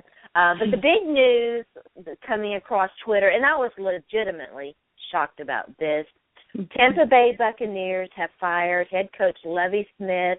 He just completed his second season. They went 2-14 his first year, 6-10, I believe, was their record this past year. Progress, they drafted young Jameis Winston. It was definitely shocking to me. Dayna, what was your reaction to that? I was just as shocked as you were. I did not see this coming in any way, shape, or form. I did not either. No, at all. I thought he would easily have another full season to get this team together. Obviously, they made a 4-game jump in a season, which might not sound like huge progress, but when you have a rookie quarterback, that's huge. Yeah. I was so impressed with the way they were putting this team together. They were starting to win some games. They looked good. I thought that, they needed to tweak the team some. But Lovie Smith had a good command of what Jameis Winston could do, and they ran with it, and they had a huge improvement when you look at all the other variables. You could have blown me over with a feather. This was a horrible, horrible decision by Tampa Bay's front office. In addition to, you could nitpick the decision, and I suppose, there are definitely people out there who felt like the firing was justified. I don't know. It used to be that drafting a young quarterback earned you some additional time, as we're seeing now with Ken Whisenhunt and the Titans and Lovie Smith with Tampa Bay. That might not be the case anymore. But beyond that, how it went down, in my opinion, it was just handled horribly. You saw the Twitter reaction from Bucs players who had no idea that this was they found out via social media. And that's such a terrible look for that franchise. Oh, it was. To fire a coach over the phone is disrespectful enough. To fire Lovie Smith over the phone is even more so. That's like trying to fire Belichick, in my opinion, or Coughlin. Men in this profession that have a deep respect throughout the entire league, to pick up the phone and tell him he doesn't have a job anymore, to not, bother to tell the players, it's horrible. I'm just, and you can feel it in that fan base. There's a few in the fan base that are like, good, this is what needs to happen, we need to move on. But the majority of the fan base that I have seen, especially on Twitter, are horrified at this situation. Yeah, it's a terrible, terrible look for the Tampa Bay Buccaneers. What do you think? There's so much speculation. What do you think is behind this? All I can think is that there was some sort of disagreement, that there must have been something that was going on between Lovie and the front office that they weren't seeing eye to eye on, whether it be Jameis Winston, whether it be other players, whether it be scheme. I don't know. But there was nothing leaked, which is good. There wasn't, we heard about all the turmoil in Indy that turned out to be nothing. But, we didn't hear anything coming out of Tampa Bay. It's so funny It's so funny that you mentioned Indy, because I'm going to be interviewing Brad Wells later on today about wow, that was a big shocker too. I'm sorry, I didn't mean to interrupt. No. You're right. I didn't big. expect Chuck Pagano to still have a job. I was shocked when that happened. But I think what is happening, and we discussed this a little bit last night on Twitter with our friend Murph, the big green guy up in New England. We were talking about how there is no longer any patience in the NFL. What is happening is these owners want instant results, and that is just not the way football works. Occasionally, you'll get a coach come in, flip a team in a year, but it is rare. And I think the team you can point to that I think has figured that out a little bit is the Jacksonville Jaguars. They are keeping Gus Bradley another year. They've made huge improvements so far in their team for what they started even just a year or two ago, and they're going to let that sit and simmer. And I think that is fantastic. Yeah, I had intended to talk to Brad about this, but I want to talk to you about it too, if you don't mind. There's definitely there's a fine line, I suppose, between firing a guy too soon, because stability and continuity is very important. But what do you do if you do feel like you hired the wrong guy, as the Titans did? Everybody knows I was not a Ken Whisenhunt fan. I did not want them to hire him, and he was fired mid-season last year. They did not show any progress. On the other hand, Tampa Bay did show progress, and so you want continuity and you want stability, but on the other hand, if you do feel like you got the wrong guy, it's not a bad thing to cut ties. It is. You're right. It is a very fine line. At the same time, you have to have your ducks in a row. You have to be prepared. If you're going to go in and fire a coach, you have better have a really good plan of where you're going to go. And I think that that's what's missing in a lot of these. They just fire the coach, and then they're like, okay, let's start from scratch, trying to figure out who's going to get in here and who is out there that could do better. We don't know that. Granted, there's always a chance that an OC or a DC can come up and be a fantastic head coach. I mean, it's happened before. But at the same time, if you don't have your ducks in a row, there's got to be some logic there, especially for your players. And I just don't get the feeling that a lot of these coaches' firings, that they already have a plan in place. It seems a little reactionary. Yeah, I completely agree. I think that most of these teams, it's reactive and not proactive, and there's not a plan in place. There are a lot of rumors out there, a lot of speculation that teams were going to snipe the Buccaneers offensive coordinator, who has a good relationship with their young franchise quarterback that they drafted last year. Josh McDaniels is a guy that's been thrown out there. I suppose we'll see how all of that goes down. But we want to talk we want to talk about the playoffs and about your Seahawks. So let's start first with the playoffs preview. Interesting, there are some teams that are entering the playoffs hot. The Seahawks are one of them in the NFC. Probably the hottest team in the NFC, in my opinion. In the AFC, it has to be the Chiefs. that are the hottest teams. Are you excited about this year's playoff matchup? I am. I think that these wild card games are going to be fantastic. You know, you look at the second level team, the second level games, they'll be a little bit more what seems to be easy picks, which never really happens in the playoffs. There always seems to be a wrench thrown in somewhere. But these wild card games are going to be fantastic. That Chiefs-Texans game, I am so looking forward to. It is going to be so good. It's going to all come down to whose defense gets to the quarterback first, because these teams are very evenly matched. They both started out the season very questionable and managed to really pull it together toward the end. I think that one is going to be a lot of fun. Yeah. Pittsburgh Steelers, it was kind of, I don't want to say iffy, but you didn't know how the AFC, to me, the AFC playoff race was a little bit more interesting than the NFC. Yep. You didn't know how the wild cards were going to go. The Steelers definitely benefited from some other teams not taking care of business. They're going to be playing the Cincinnati Bengals. They're going to be without Andy Dalton. I've been very impressed, not surprised. I'm an SEC girl. I have defended A.J. McCarron repeatedly. Well, can he lead them to a playoff win? I suppose we'll see. His last game was not very good. The Kansas City Chiefs playing the Houston Texans. The Houston Texans going with a two-quarterback system, I suppose. Right. What do you think? How do you think those two games are going to play out? I think the Steelers-Bengals game is going to be interesting because you have, injuries, but at different levels. They're both, they're offensive injuries. Really is going to come down to Ben Roethlisberger. Is he going to be the Ben that we're used to seeing in the playoffs, or is he going to be the Ben that played a couple weeks ago? It's really so hit or miss with him this season, and yet we all know what fantastic things he can do. But they're in running back hell right now. They lost Bell, and now D'Angelo Williams is in a walking boot, and so it's going to come down to him throwing the ball. Well, then who do you throw to? You have Antonio Brown, who could be double-teamed. So really it's going to be interesting to see how they deal with that. On the other side, Cincinnati has a great team. This is a very well-balanced team in Cincy, and I think that they are poised to kind of get there and to do their job, which is very nice. But then you have this young quarterback. You have, Andy Dalton on the sideline, which, like I said on our podcast, the cast comes off, but the brace goes on. It's not like he's going to be ready anytime soon. And so and so this team is going to have to prove that they're more than their quarterback, which I think they can do.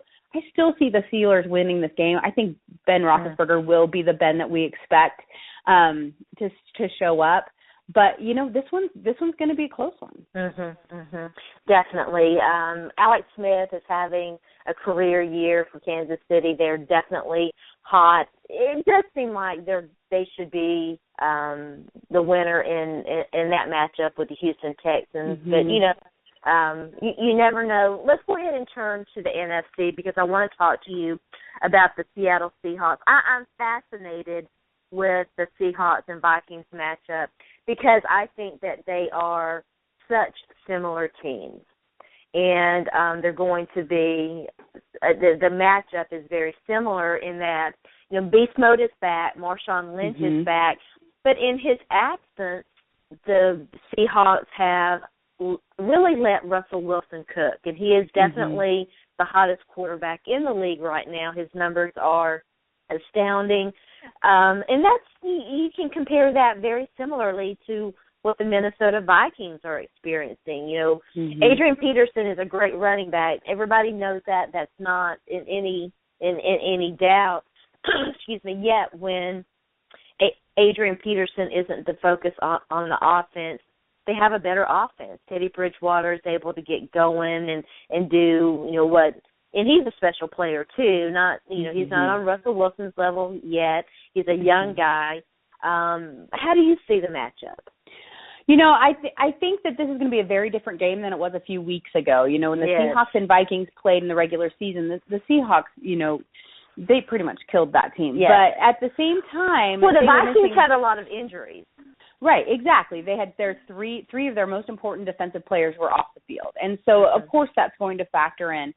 I think that this game is, I've spoken with, some Vikings fans, and I did a Vikings podcast this morning where we talked about really this Minnesota Vikings team is very similar to the 2012 into 13 Seahawks team. They're young, they're hungry, and they're talented. They might not just be completely disciplined yet, but they're getting there. I think this team is going to be good for a long time. Yeah. And, the interesting thing is when you get to Marshawn Lynch has 7 weeks of rest. That is good and bad. Could he be a little rusty, but he'll have fresh legs. And so you don't really know. Where Adrian Peterson has a back injury right now, but not enough to keep him off the field. This is going to be a low-scoring, run-heavy game, in my opinion. I don't see either one of these teams throwing the long ball very often in sub-zero weather. It's just not going to happen. But at the same time, the matchup is really interesting because the Vikings defense has obviously come back and they're getting better. So they could give it, Russell Wilson more fits. It really is going to be fun to watch. But I think that, Russell Wilson, like you said, he is having a career year. This is it for him. I mean, he has done fantastically. Yeah. And we all know Teddy Bridgewater is not fantastic with the long ball. And so they're not going to have him throwing it deep against the Legion of Boom when it's not his good, he's not very good at it anyway. But the way to beat Seattle in the past has been to dunk the ball, and that's what Teddy is so good at. So I think it's going to be really interesting and a lot of fun. Yeah, I do too. And Mike Zimmer has done a fantastic job in Minnesota. I'm not surprised about that. He was definitely my favorite head coaching candidate back in the off season of the 2004, right before the 2004 season, and the guy who's kind of held on, I suppose. Right. Their defense, they don't have yet, in my opinion. They're building, but they don't yet have some of the players that the Seahawks do. I think that Teddy's going to get better with the long ball. The thing about young quarterbacks in the passing game, the more practice makes perfect, and that's true in all areas of life. And once he gets in, somewhat of a rhythm and is able to do, and again, when you have Adrian Peterson and you rely on him, it creates lesser opportunities for that. So absolutely. Yeah, so we'll see. Do you want to make any predictions? I don't know if you're a prediction girl or not. I get really nervous making, predictions because you never know when a team's going to get hot. And if the throwing game is hot, the score is going to jump up. I really don't see that happening simply because of the weather. I think the weather is going to be a huge, huge, huge factor in this game. We're talking about, this could turn into an ice skating rink and people could be sliding into the end zone for touchdowns. We have no idea. But, I think that honestly it's going to be probably low scoring. I'm thinking 21-17 or something. It's going to be kind of down there. I think it should be a really good game. One thing people have to keep in mind, though, this Vikings team, and a lot of people, even Vikings fans are like, oh, why didn't we get to play Washington? I would have much preferred that. But, really, I think this is going to be a fantastic experience, whether they win or not. You have to remember, Teddy Bridgewater is at an age where Russell Wilson was playing in the Rose Bowl for Wisconsin. Yeah. He's a young kid, and so they have nowhere to go but up. Yeah, they have nowhere to go but up. Is Mike Zimmer your coach of the year? Do you have other options? I think he should definitely be up there. Jay Gruden should be in that mix too, right? I think so. What he's done with Washington has been amazing. Crazy. Yeah, and Kirk Cousins, then the funny thing about Kirk Cousins is, he's been itching to get this out there for a long time. He was sitting behind some really bad quarterbacks, and so now he gets to kind of show it. So I'm real thrilled for them. I think so. I think, too, people are going to look at Ron Rivera because they had such a huge season down there in Carolina. They were undefeated for so long. Not that surprising to me.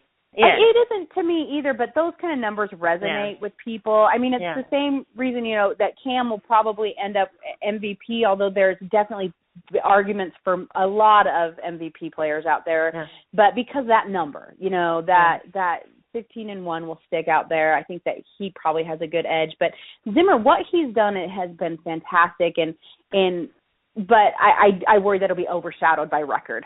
Yeah, I guess I suppose we'll see. Green Bay is going to be playing Washington. We just mentioned Jay Gruden, so let's talk a little bit about that matchup. Green Bay's they're not as good this year as they have been in the past.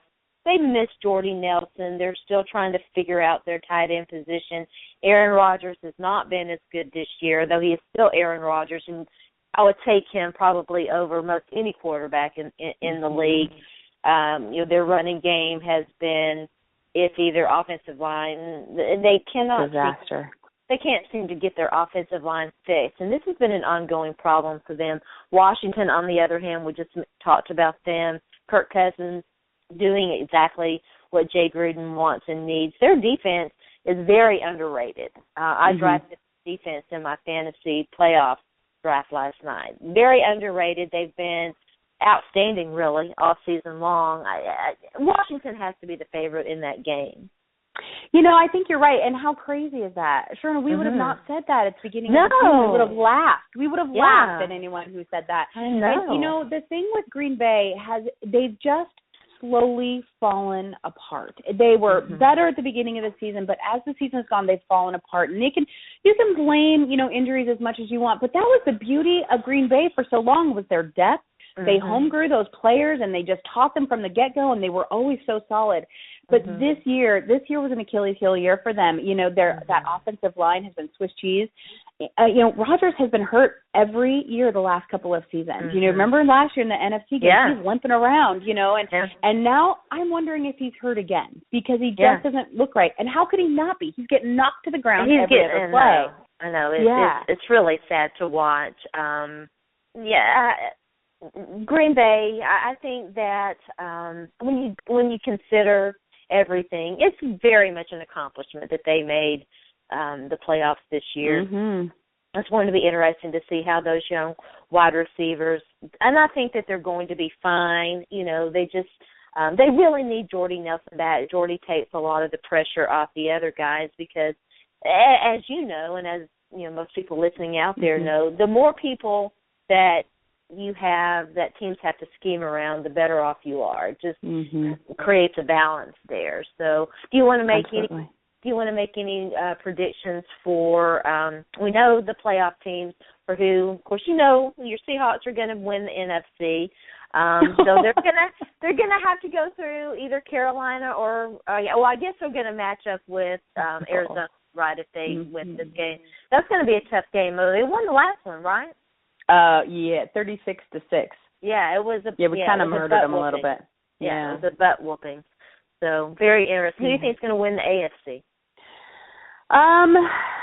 Gosh, I get really torn. And nothing against all the other teams playing. I think it will, God help us, come back down to the Patriots and the Broncos again.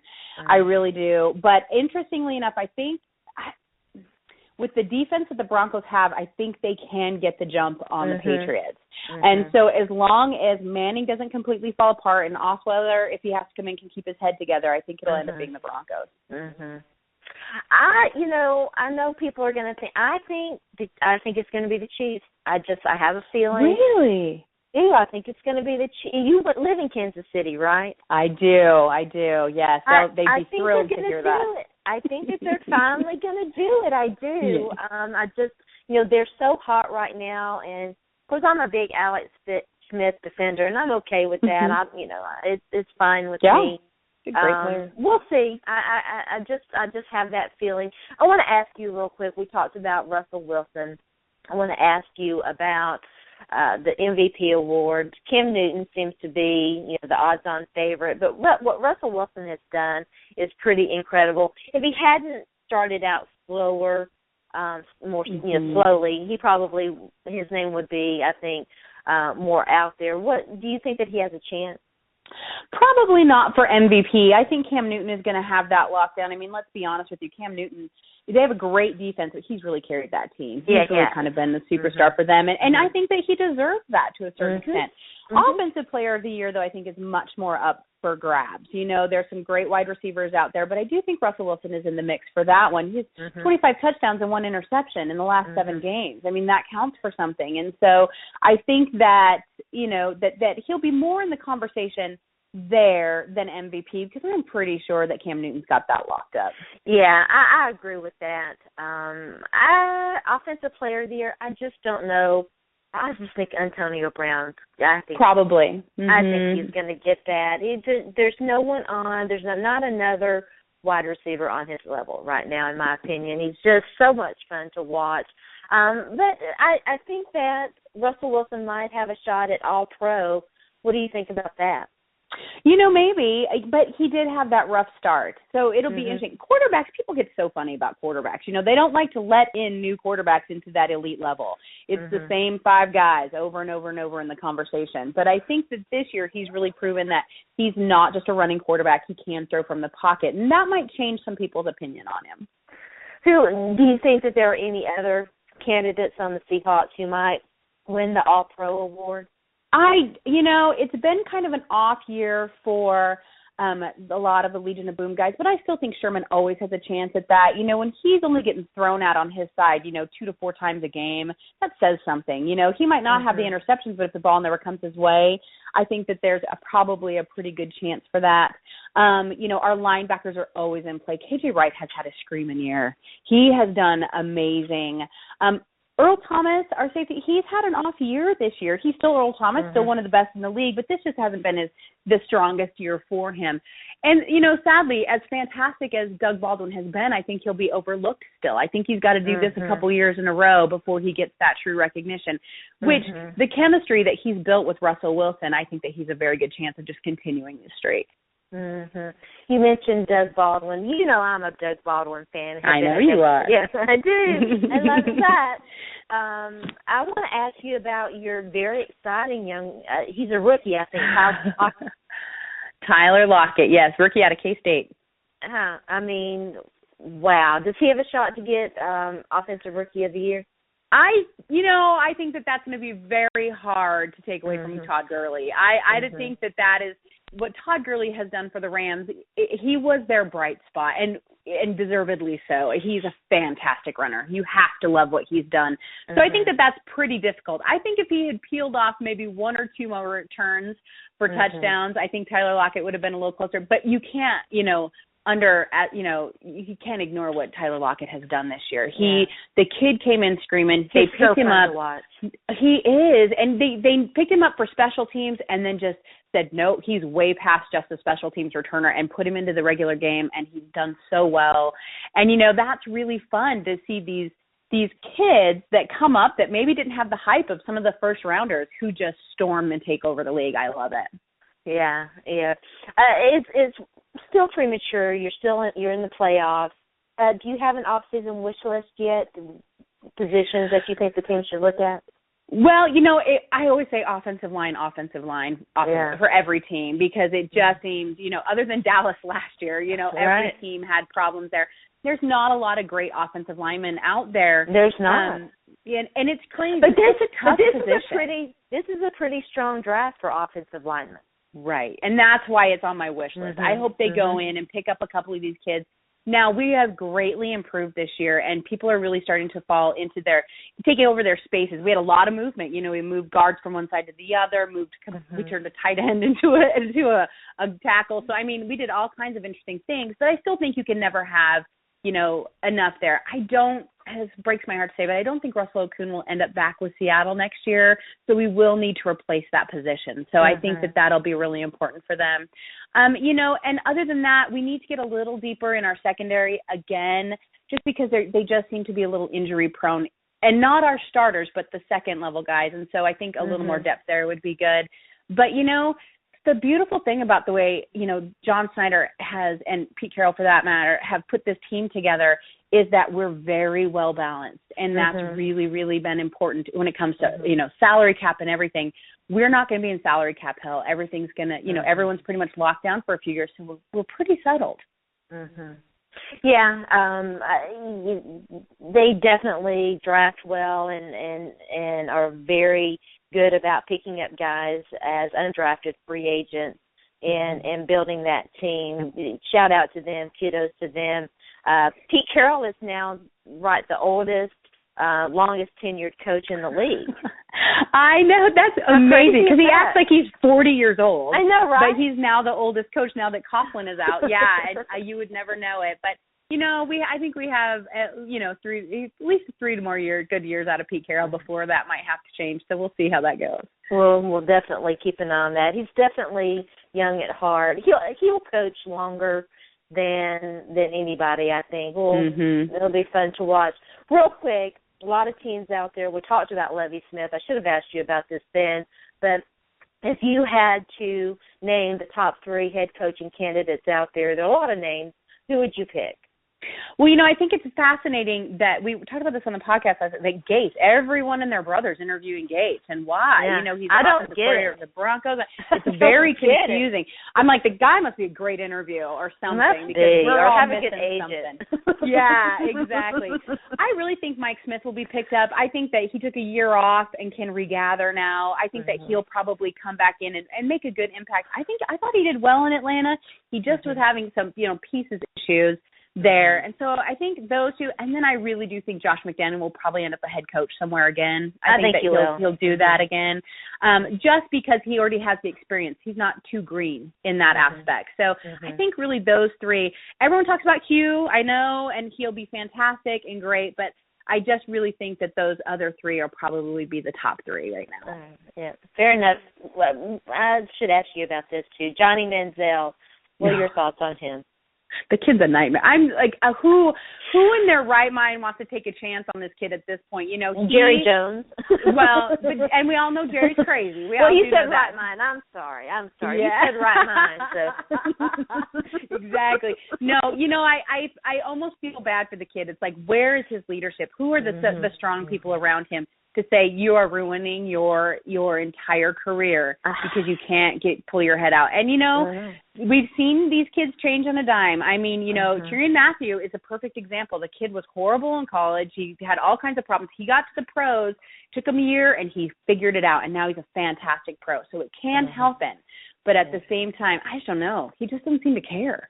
It's crazy. It really is. I said this about Adrian Peterson. I think that it applies to Johnny Manziel as well. It doesn't matter if you surround yourself with the right people if you're not willing to listen and hear. And I don't know that either one of them want to be surrounded by the people who tell them what they need to hear. They want to be surrounded by people who tell them what they want to hear. You're absolutely right. Dayna, always such a pleasure. Tell everybody out there, once again, who you are, where they can find you. Well, you can find me on Twitter. It's at Dayna, DAYNAOG. And then I host the Wednesday Night with NFL Female podcast every week. I write for the Seattle Seahawks for them. And I also am over at 12th Man Rising, which is the Seahawks fan-sided page. I write for them also. Dayna, have a great day again. Thanks. And good luck to your Seahawks. Thank you so much. And thanks for having me on. All right. Bye-bye. Bye. All right. Great stuff from Dayna O'Gorman. Talking Seattle Seahawks, the playoffs this weekend, a lot of different subjects we talked about. Lovie Smith, always a pleasure to have her on the show. Thanks again to Dayna for joining me, and of course to Brad Wells who joined me in our first hour. We're going to take a quick break. When we come back, Jon Burton, local newscaster in Nashville, covers the Tennessee Titans. We'll talk about their very tumultuous season and what's been going on with them, their GM search, possible head coaching search. We'll see if Mike Mularkey's the guy. And talk some Lovie Smith and Johnny Manziel with him and some playoff talk. And then in the final portion of the show, the final word with Sharona. But first, we'll take a quick break, and when we come back, Jon Burton.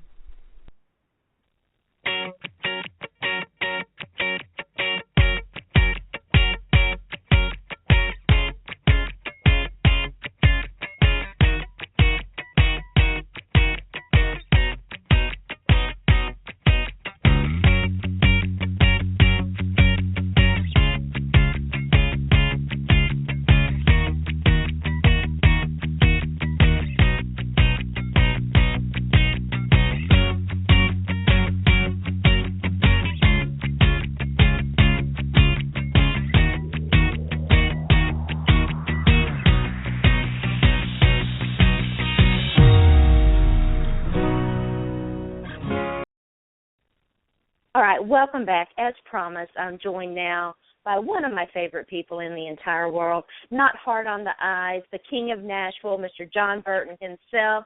Jon, thanks again for joining me. Well, thank you for having me, Sharona. Happy New Year. That was a great intro. Wow. Happy New Year. What's can that? you just do that? Can you just follow me around and say wonderful stuff like that to make me feel better?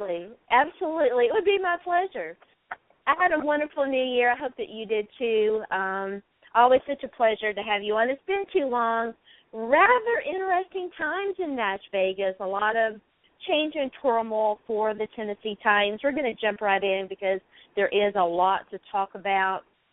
Just to recap, Mr. Adams died a few years ago. I'm sorry, are you still with me? Yep, I'm here.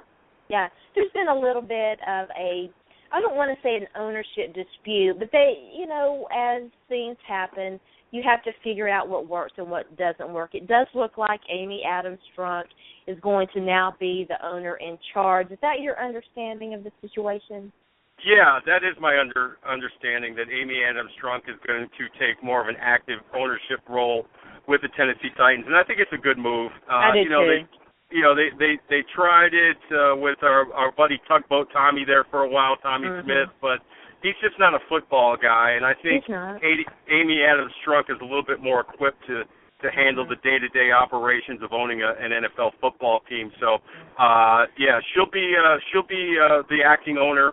And Steve Underwood, who was the interim CEO and president, he is now the permanent CEO and president. That was announced last week. So, and you know what? This is important not only for the Titans but for the NFL because I know Roger Goodell and his office have been telling this ownership group for a while, this organization, look, get your ducks in a row. We need to figure out who is in charge here so we can, help yourselves and get your team back on track. So it's good moves. Now there's at least a little bit more structure to the organization. Yes, absolutely. I completely agree. Mr. Underwood is going to be the local contact. Mr. Adams' family, obviously, Houston, born, bred, and Houston ties, and they're going to remain in Houston. As I understand it, Mrs. Strunk has spent some time getting to learn and understand the business of the National Football League and of football, and that's going to help her. It's really, I've talked a little bit about this on several different shows. As a woman, I am very happy to see Martha Ford and Amy Adams Strunk start to assert a strong presence in the league. I think a woman's presence has definitely been lacking and missing. I agree with you 100%. I'm old enough to remember when Georgia Frontieri took over as owner of the then Los Angeles Rams, and they got to the Super Bowl that year to take on the Pittsburgh Steelers. So, let's face it. I mean, let's be honest. Women are better organizers than men are, So I think more women in prominent leadership roles in the NFL is great for the league because the league has done a great job, I think, over the last several years reaching out to women and through fantasy football, through women's apparel, through just getting them involved in the excitement that is NFL football. So why not have more women in prominent executive positions in the league? I think it's terrific. Yeah, I do too. I completely agree. With Steve Underwood now currently interviewing a lot of general manager candidates, what do we know and what we don't know there? Yeah, so far 3 candidates have been interviewed, one of them being Mark Ross, who right now is the vice president of player evaluation for the New York Giants. He's worked under Jerry Reese for a number of years. And then there's Mr. Sundquist, who was the former general manager of the Denver Broncos, and Martin Mayhew, the former general manager of the Detroit Lions. I'm sure more interviews will be lined up, but right now 3 candidates. And right now the plan of attack for the Tennessee Titans, hire the general manager first, then go out and look for the head coach. But they better not wait too long on either front because, I think we're going to see a wave probably after this weekend when we get through the wild card round of the playoffs. Coaches are going to start signing on with teams, I think, pretty quickly. So it would behoove the Titans to move quickly if there's a guy out there that they really like and want to bring in. Although, for what it's worth, most of the Vegas odds say that Mike Mularkey will actually get the head coaching job and have the interim tag removed. We'll wait and see on that. I agree with that. I think that smart money is on that, and I'm glad that you mentioned that because I definitely wanted to talk to you about that. Steve Underwood seems to like Mike Mularkey. From what I gather, their timetable is to have that general manager in place by early next week so that they can turn their attention to the head coaching candidate. But on the flip side, there are some hot names that are still in the playoffs. So, and the last time that they made this search, they went ahead and hired Ken Wisenhunt, even though there were some very qualified, very well-respected candidates that were still coaching their teams as coordinators in the NFL playoffs. That's right, and probably the hottest name out there, I would say, was probably Hugh Jackson, who's the offensive coordinator of the Cincinnati Bengals. Of course, they got a big playoff game Saturday against the Pittsburgh Steelers at home. He's going to be hitting the interviewing trail immediately after that game. He's got interviews set up as early as Sunday, so if he's a guy that the Titans want to bring in and talk to, I think it would be good because this guy, you have your franchise quarterback now in Marcus Mariota. Yes. You need somebody that can come in and build an offense. Of course, you need some more weapons, but you need somebody that can build an offense that can bring some excitement here to Nashville, and you already got the trigger man to do that. So Hugh Jackson is a guy that's probably the hottest name amongst the coordinators that are currently involved in playoff games right now. I love him. He would be my top guy. He is going to have his pick of head coaching positions. Where do you rank the Titans' job in terms of, and there are a lot of open shots. I'm going to ask you about the Buccaneers here in a little bit. That was a shock. Yeah, it was. Yeah, but where do you rank the Titans' job in terms of all the other open positions? I would say it's probably near the top, maybe slightly behind the Indianapolis Colts job. Of course, Chuck Pagano is taken care of there, so you'd have to put the Titans among the top, mainly because you already have, once again, your franchise quarterback in place in Marcus Mariota. He just completed his first year, went through almost an entire year as a starter. As far as a guy that can get it done off the field, as far as a guy that can be the face of your franchise off the field, they come few better than Marcus Mariota. And there's some talent there defensively. Brian Arakpo came in from Washington at outside linebacker and had a solid year. You know about Jarrell Casey. You're going to get a great effort from him. We'll see about Michael Griffin and Jason McCourty, whether or not they're going to be in the Titans' plans for this year. But, there is some talent on this roster. And if they can bring in the right guy with, again, your franchise quarterback already in place, they can bring in the right guy to kind of bring this together. The Titans could have one of those turnaround years, go from worst to first. Maybe not worst to first, but maybe, how about worst to wild card? Would you take that? I would. Yeah. The Chuck Pagano situation is interesting. Brad Wells and I had a long chat about that last night. We listened to it in the first hour of the show. Fun times in the AFC South. You mentioned Marcus Mariota. I love the guy. I think that he's fantastic. Brian Arakpo was definitely a good addition. What are you hearing about Derek Morgan? I know that he ended the season on IR. Is he going to be ready for OTAs and training camp? Yeah, all signs are pointing to that. He should be fine. And Derek Morgan's a guy that the organization is very high on. I mean, they made it one of their priorities. Oh, he's a terrific guy on and off the field. They made it a priority to keep him in the fold during the off season. So, provided that he's healthy, and he should be, he's very much in their plans for the upcoming year. I don't see any issues to where he wouldn't be ready. If maybe not for OTAs, but certainly by the end of the off season period, maybe for mini camp and heading on into training camp. Yeah, he is fantastic, and I'm very glad that it looked like he might leave there for a while, but they were able to get something done. You mentioned Jason McCourty and Michael Griffin. In my opinion, I think as a position group, the secondary has to be a biggest concern to the Tennessee Titans. Do you agree or disagree? Well, I agree 100% because, you have a guy like Michael Griffin who's north of 30, still, led the team in tackles this year, but getting up there in age and certainly salary-wise is something they need to consider. Jason McCourty coming off a major injury. Still a young guy, but kind of creeping up towards that 30 range as well. He makes a lot of money. Parrish Cox, I thought, had a solid year. Denoris Searcy, he disappeared a lot of times during games. But, yeah, the secondary is definitely something that the Titans need to address because there were just too many big plays made on this defense in the passing game. And, in order for your pass rush, which I think is pretty good with Dick LeBeau's 3-4, in order for that pass rush to be effective, the guys in the secondary have to hold their coverages. And we just didn't see enough of that this year, and especially with tight ends and seam routes and plays over the middle. It seemed like the middle of the field was wide open all season long. So, yeah, that's certainly an area of concern for this team. It's never a good thing for your defense when you're free safety, when you consider the type of scheme that the Titans run, when you're free safety, who is a guy who stays in the backfield, is sort of center field, so to speak, leads the team in tackles. That's a good sign. Yeah, that's a good sign that you've got a problem. You want a guy like Avery Williamson or a guy like Jarrell Casey leading you in tackles, not a guy in the secondary. And interesting things going on with Parrish Cox. I remember after the Houston game, he was pretty upset that he didn't draw the DeAndre Hopkins assignment. He let that be known to the media after the game. So, yeah, there's a lot that they have to sort out in the back four of that Titans defense for sure. Yeah, I want to ask you about Mike Mularkey, and then we'll talk about the number 1 overall selection. Sure. Fans are not wildly excited about the thought that the Titans will retain Mike Mularkey, remove that interim tag, and make him the next head coaching guy.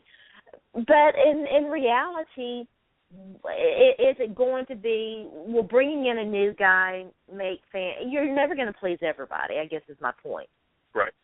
No, especially with Titans fans, and you can't blame them for being, a little restless, a little upset, and being a little, wanting a change. I mean, the pros of keeping Mike Mularkey, well, you keep the same offense basically, which Mariota I'm sure is comfortable with. If you can get some better playmakers on the outside, some more wide receivers. Obviously, Delaney Walker's a stud. You hope to get a couple more good years out of him.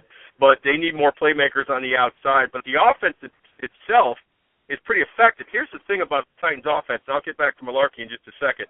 Okay. But the thing about the Titans offense, and we've seen this for years, haven't we?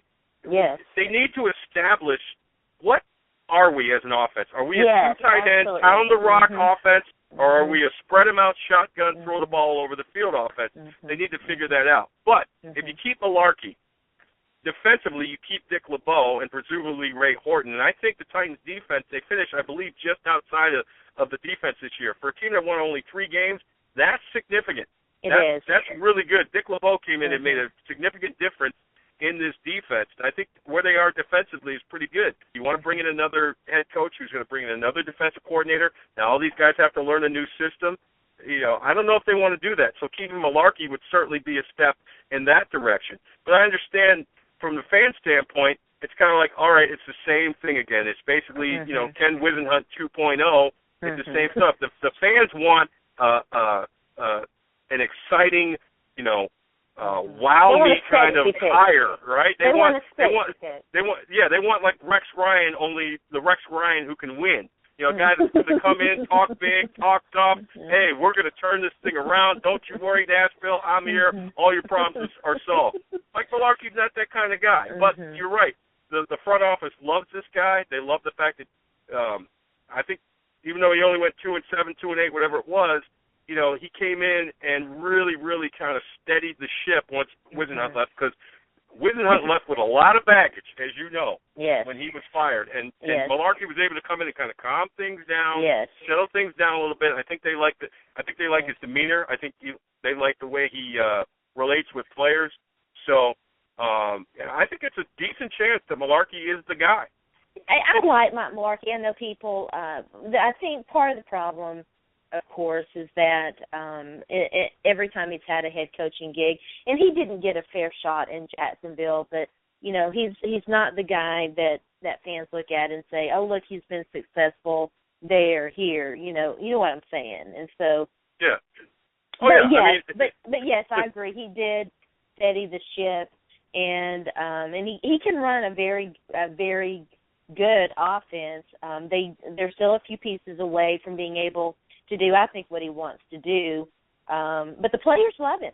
They do. And talking to a lot of the players towards the end of the season, I mean, it's that proverbial, hey, what do you think of the coach? Do you want him to stay around? You have to start asking those questions towards the end of the year. And everybody I talked to had nothing but high praise for the guy. And it seems to be the consensus amongst this team that they want him to be the guy, because he just has a different approach. I mean, I've heard a lot of things from players, off the record about the way Whisenhunt would treat players and call players out in front of everybody else. And Malarkey's really not that guy. I mean, he's a straightforward, no nonsense guy. You know where you stand with him, but he's going to treat you like a man. And what do we hear about all the time with professional athletes, Sharona? Hey, I make more money than you do, coach. Yes. So you have to treat me like a man. You have to respect me. You have to treat me like an adult because I'm a professional. I'm a paid professional. And if you have a coach that can do that, guys will usually run through a wall for you. And it's so funny, though. Wouldn't it be great if Rex Ryan actually were a winning coach? He'd be perfect for Nashville. Yeah. Wouldn't he? Yeah. Just a big, just a big lug of a guy and big smile and talking big and that kind of stuff. He'd be perfect, but I don't think that's going to be the case. I talked to a lot of people associated with the Arizona Cardinals, and one of the things that one of the reasons why I did not want the Tennessee Titans to hire Ken Whisenhunt was his propensity to blame the players for things that were as much coaching as anything else. And you saw that in Tennessee. I think what got him in trouble with a lot of guys was there was no accountability from Coach Ken Whisenhunt. And you just can't do that, You can't do that to your players. No, you know what? Most players like a coach that will go out in front of us, the media, and say, hey, it's my fault, it's on me. And then they'll tell you to a man, you can chew me out in private and tell me it's my fault, but don't go public with it. I think the last straw for Ken Whisenhunt was when our colleague Paul Koharski asked him about, where he was this year as opposed to last year. And he made a remark about, the overall talent of the team. And I think that rubbed a lot of people the wrong way. And, Wiz is a stubborn guy, and he's going to do things his way. And it worked for a while, but it wore thin with the players. I think it wore thin with the front office. And, this was a move that they felt they had to make. Yeah, I agree with that. You mentioned it reminds me in a way of Chip Kelly. You've got to be able to relate to your players, and Chip Kelly, Ken Whisenhunt. People talk about Bill Belichick, and Bill Belichick failed spectacularly in Cleveland, but nobody really remembers that. The players don't remember that. Current NFL players, all they know is that Coach Belichick is wildly successful in New England. You really have to have a track record that allows you, to do that, and neither one of those guys had it. Yeah, and, it's funny you bring up Bill Belichick because, in talking to a lot of players that, play for him or have played for him, they'll all tell you the same thing. He's a lot different in the locker room behind closed. Yeah, he's a lot different one-on-one than he is in the media. We all know how he comes across in the media, but he really is a player's coach. And plus, players that play for him know, look, if I do what he says, the chances are pretty good. I'm going to have a chance to win a championship here, which is what all players want. So he's probably the last of the Mohicans in terms of if he wants to be a total dictator and a taskmaster, his players will listen and they'll give it the program or they'll get out. And most people want to stay in that play for him because they know, I got a shot pretty much every year of possibly winning the Super Bowl. Yeah, absolutely. I completely agree with that. I want to ask you about Johnny Manziel and Lovie Smith, but before we get there, the Titans have the number 1 overall draft selection. Very bad situation to be in for them because they did select their franchise quarterback last year with the number 2 overall selection in Marcus Mariota. What do you think that they should do? What do you expect that they will do? What are your thoughts on the utilization of that pick? Well, I won't tell you what I expect them to do because that usually gets me in trouble. But here's what I would do if I was Titan. I would immediately dangle that number 1 pick out there and try to trade down. I thought they were going to do it last year because I thought they were going to go with Mettenberger, but they fell in love with Mariota once they met him and worked him out, and it turned out well. It was a good move.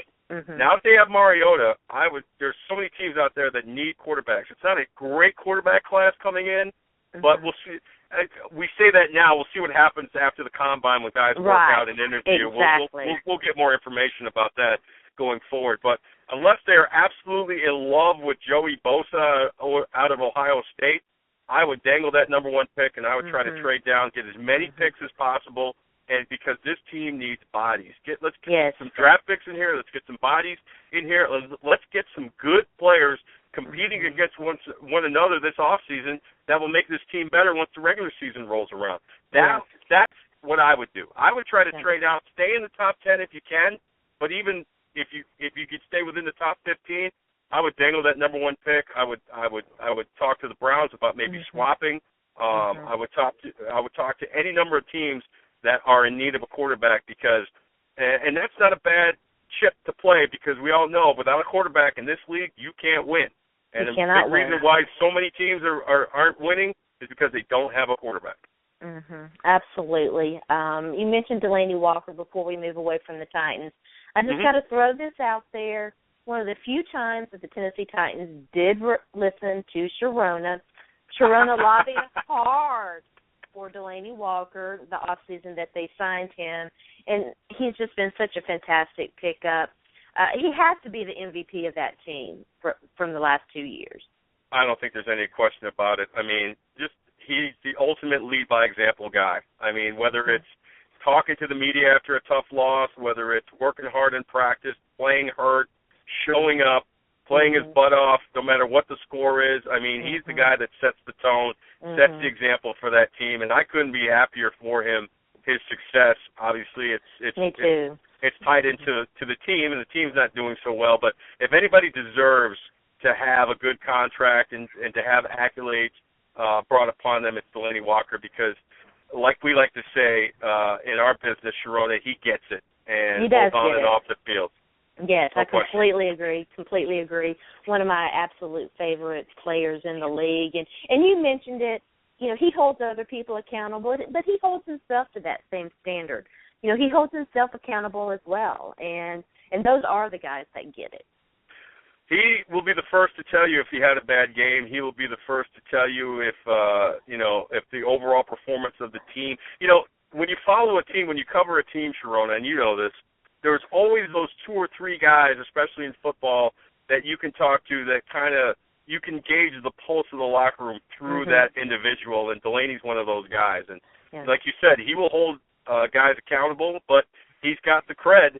He's got the, as we say in the wrestling business, the stroke because, you know, he brings it every week. And he does. I hope he ends up going to the Pro Bowl this year. I think he will. Yeah, I hope so, too. What a great addition to that team. Speaking of accountability and guys, getting the pulse of a team and what have you, let's talk about Johnny Manziel. It's just been such a disappointment. You know, you saw it for one brief shining moment, to borrow a sports cliche, that the guy might possibly be getting it. It does not look like he is. Unless Dallas takes a chance on him, legitimately this guy's career could possibly be over. I think it's in jeopardy, and I think he's playing a very dangerous game here. Now, look, he did go to rehab earlier, you know, in 2015. He might still have a problem. He might still need help. If that's the case, then I hope he gets all the help he needs, and I hope, you know, I want the best for him. If he's doing all these crazy stuff because he wants out of Cleveland and he thinks another team will pick him up, well, then he's playing a very, very dangerous game right now because, you know, from the quarterback position, you know this. You cannot be one of those people. You know, Gronkowski can go out and party and do all these crazy things because he's a tight end. Show up, catch the football, run over people, spike the ball. Your quarterback has to be your extension of your head coach and your front office and your city. And Johnny Manziel's behavior is not that of a starting franchise NFL quarterback. He has some ability, and he's shown it, but he needs to get his head on straight. If he just thinks, well, I'll just get cut by the Browns and go to the Dallas Cowboys, that's an accident waiting to happen. And you know Jerry, he doesn't care. Jerry will buy him all the hookers, strippers, and drugs that he wants. Exactly. As long as he plays well on Sunday and he brings notoriety to his team. Johnny's playing a very dangerous game. It's disappointing, and I feel bad for the folks of Cleveland because I listen to a lot of Cleveland sports talk radio because, you know, they're just one of those cities that I sympathize with. You know, they haven't won anything in forever. You know, I'm very lucky. You know, I'm from New York. I'm a Giants fan. I'm a Yankees fan. I'm a Syracuse basketball fan. I've seen them all win championships in my lifetime. Cleveland hasn't won anything. There are generations of Clevelanders that have never won anything, and they were so excited to get Johnny Manziel, an exciting player, a guy that can bring in some notoriety and hopefully some wins, and it's just all gone terribly wrong. I do believe he will get cut by the Browns, and after that, it's a crapshoot as to whether or not he will end up somewhere, because now you're hearing from people who cover the Cowboys that there is no way that he will get signed by the Dallas Cowboys. I don't think Jerry could help himself. I think you'd give him a shot, but I think he would have even more freedom with the Cowboys, which Johnny Manziel with idle time on his hands is not a good thing. Stephen Jones he's more in charge now than ever before. He put the kibosh on Jerry drafting him to begin with. It's hard to believe that Stephen Jones would let that happen. We'll have to keep an eye on that and see how that develops. Lovie Smith. Can you imagine, Sharona? Can you imagine Johnny Football running around with a star on his helmet? Oh my goodness! Oh, good God, no, I can't. Well, and it's a pretty good contrast too. It does look like they might move on from Greg Hardy. They don't seem as enamored with Greg Hardy as they once did. I think Stephen Jones seems, I almost hate to say it, I grew up a Cowboys fan. You never forget your first love, people, okay? So, I still want them to do well. I legitimately think that Stephen Jones seems committed to, I think the Greg Hardy thing was a Jerry Jones thing as opposed to a Stephen Jones thing. And I think my impression is that Stephen Jones is committed to kind of cleaning things up and getting a more winning tradition in there. We'll see if that actually is true or not. I want to ask you about Lovie Smith, and then we'll close out with some playoff talk. Sure. I was legitimately, very little surprises me in the National Football League anymore, having watched it for a long time. But I was legitimately shocked Wednesday night when the Tampa Bay Buccaneers announced that they had terminated their contract with head coach Lovie Smith. Yeah, it was a shocker. It came down late, and from what we hear, he was told over the phone, which is so Bush League, I can't even describe it. I mean, awful. Especially a guy like Lovie Smith, who's a respected guy in the NFL. He's coached the team to the Super Bowl. He's got a great reputation in the league. And look, if the Bucs decided, look, we can't let our offensive coordinator Dirk Cutter get away, then we have to make a move. That's fine, but you got to do it a little bit more professionally than that. But I am shocked because I thought Lovie did a nice job this year with the Bucs. They were I know they were only 6-10, but they were a lot more competitive this year. I thought he'd be the perfect guy. I thought he was the perfect head coach for a guy like Jameis Winston, who I thought showed great improvement from Game 1 to Game 16. We all know what happened in Game 1 against the Titans. He was awful. Oh, yeah. And Mariota's out there throwing 4 touchdown passes. I was very shocked to hear that. And I feel bad for Lovie, but you know what? He's laughing all the way to the bank because he's still got to get paid. But I think it was a panic move by the Tampa Bay Buccaneers, and I think that's why they've been a losing franchise all these years because they don't have a front office that can stop and make informed, educated decisions. But I think it was basically what you've been hearing. Dirk Cutter was on the verge of getting a head coaching job somewhere. They didn't want that to happen, so they made a desperation move, and I guess they cut Lovie a check, and I would imagine Dirk Cutter will be their guy. It went down terribly. Players didn't know. Players finding out. That's just not the way to do business, Sharona. It's not the way you do business. And there was really no reason unless it was pettiness, pure pettiness. And from what we understand now, it did look like they wanted to schedule a meeting with him on Thursday. Lovie Smith is nobody's fool. He's been down this rodeo. He's been through this rodeo before, and he got way too quickly in Chicago, which is another conversation. I mean, we could talk about. I know he got fired after going 10-6. I mean, it's crazy, yeah. But it was a terrible look. They could have waited until the players were notified, and they could have handled it the right way. I feel like there was some pettiness there. But, regardless, it is what it is. I feel terribly for the Tampa Bay Buccaneer players who genuinely seem to like Lovie Smith, and you can understand that. And it just was handled so poorly that it does leave a bad taste in your mouth. I want to ask you, I know that you're busy and need to go, but before you get out of here, playoffs start this weekend. I'm sort of excited about the playoffs this year. The AFC team that's sort of hot right now is the Chiefs, and on the NFC side it's the Seahawks. What do you make of the matchups this weekend? What games are you most interested in? You know what? The one that interests me the most, probably the Seahawks-Redskins game, because, you know, again, I grew up a Giants fan. I follow the NFC East. I want to see if Kirk Cousins is for real. Mm-hmm. I know they're at home, so that's a big help, but I want to see, because the Seahawks are going to come in brimming with confidence. They've been there, done that team. They've been to the last 2 Super Bowls. They got hot towards the end of the season. They are fully expecting to walk into D.C. and have their way with the Redskins. So I want to see what Kirk Cousins has, because I'm still not a believer in him, although he did have a solid season, and I think the fact that Gruden told him, look, no more RG3, you don't have to look over your shoulder anymore, you are our guy, that helped a lot. But I want to see how he handles the pressure of a playoff game against an experienced championship caliber Seahawks team. That's probably the one I'll be keeping my eyes on the most. Yeah, I want to see the Redskins play. I think, though, they play the Packers this weekend, and the Seahawks play the Vikings. You know what? You're absolutely right. I just had an almost senior moment there. But anyway, okay. my point I being. do it all the time. I do it all the time. I have to look. Yeah, I do it all the time. So I was like, wait, I'm probably wrong because I need to check. No. No, you are right. But you know, it's the same dynamic, isn't it? Right? The Packers coming in, they're gonna be a confident team. They've made the playoffs virtually every year. But again, I just want to see. I want to see if Kirk Cousins can make a believer out of me. Absolutely. And that Seahawks Vikings game, pretty much the same thing, right? Mm-hmm. Teddy Bridgewater. You're at home, but it's going to be cold, really cold. But I want to see what Teddy Bridgewater does under playoff pressure, because I like Teddy. I kind of pull for him. I liked him when he was at Louisville. I like what the Vikings have done this year, and look, you're only going to have so many years left with Adrian Peterson. I'm sure he's going to be hungry to try and make something out of this playoff run. So how about this? Those are the 2 games I'll be keeping my eyes on. How's that? Packers, Redskins, Seahawks, Vikings.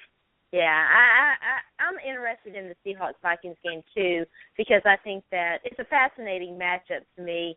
I see, and Mike Zimmer, I love Mike Zimmer. I wanted the Titans so badly to hire Mike Zimmer that I could just taste it, and they did not listen to me, and he's done a fantastic job, and I'm not shocked at all in Minnesota. To me, the Minnesota Vikings are baby Seattle Seahawks. I think that they're built fairly similarly. They're not quite where the Seahawks are now. I think the Seahawks are the better football team, but I could see, the Vikings being what the Seahawks are in a couple of years. Yeah, I could see that. Zimmer's always been a defensive guy. He did a great job as a defensive coordinator with the Cincinnati Bengals all those years, and before that, the Dallas Cowboys and the other stops he's been. So you already know a Mike Zimmer coach team is gonna buckle their chin straps and play good D. And it's just a matter of Teddy Bridgewater, making use of his weapons, handing off to Adrian Peterson, finding Kyle Rudolph, on those seam patterns and in the red zone, and just not making mistakes. But, this is a different breed of cat when you got the Legion of Boom coming in. The Seahawks defense, they're not as formidable as they were last year or certainly the year before that, but they're still pretty darn good. There's still a lot of guys on that team left over from the last 2 Super Bowl teams, and so they're not afraid to go on the road and win a playoff game. They've done it before. So I think both NFC games are probably the more intriguing. I think Houston's playing Kansas City, correct? Yeah. Yeah, that's an interesting one too, because you gotta laud the job that Bill O'Brien has done. I mean, the Texans started 2-5, and you're thinking, all right, here we go, the hard knocks jinx again. But they were to turn things around. It helped that the AFC South was such a bad division, and that Andrew Luck got hurt. But hey, that's not their problem. So they're a confident football team. But the Chiefs have been absolute. The Chiefs started 1-5. That's unheard of. You go 1-5 and then you win out and make the playoffs. That's ridiculous. See, I feel like it's the Chiefs' year. I do. The Little John halftime show notwithstanding, I think that everybody knows how I feel about Little John. I think it's the Chiefs' year. I've just got a feeling. I'm a big Alex Smith defender. I feel like it's their year. I do.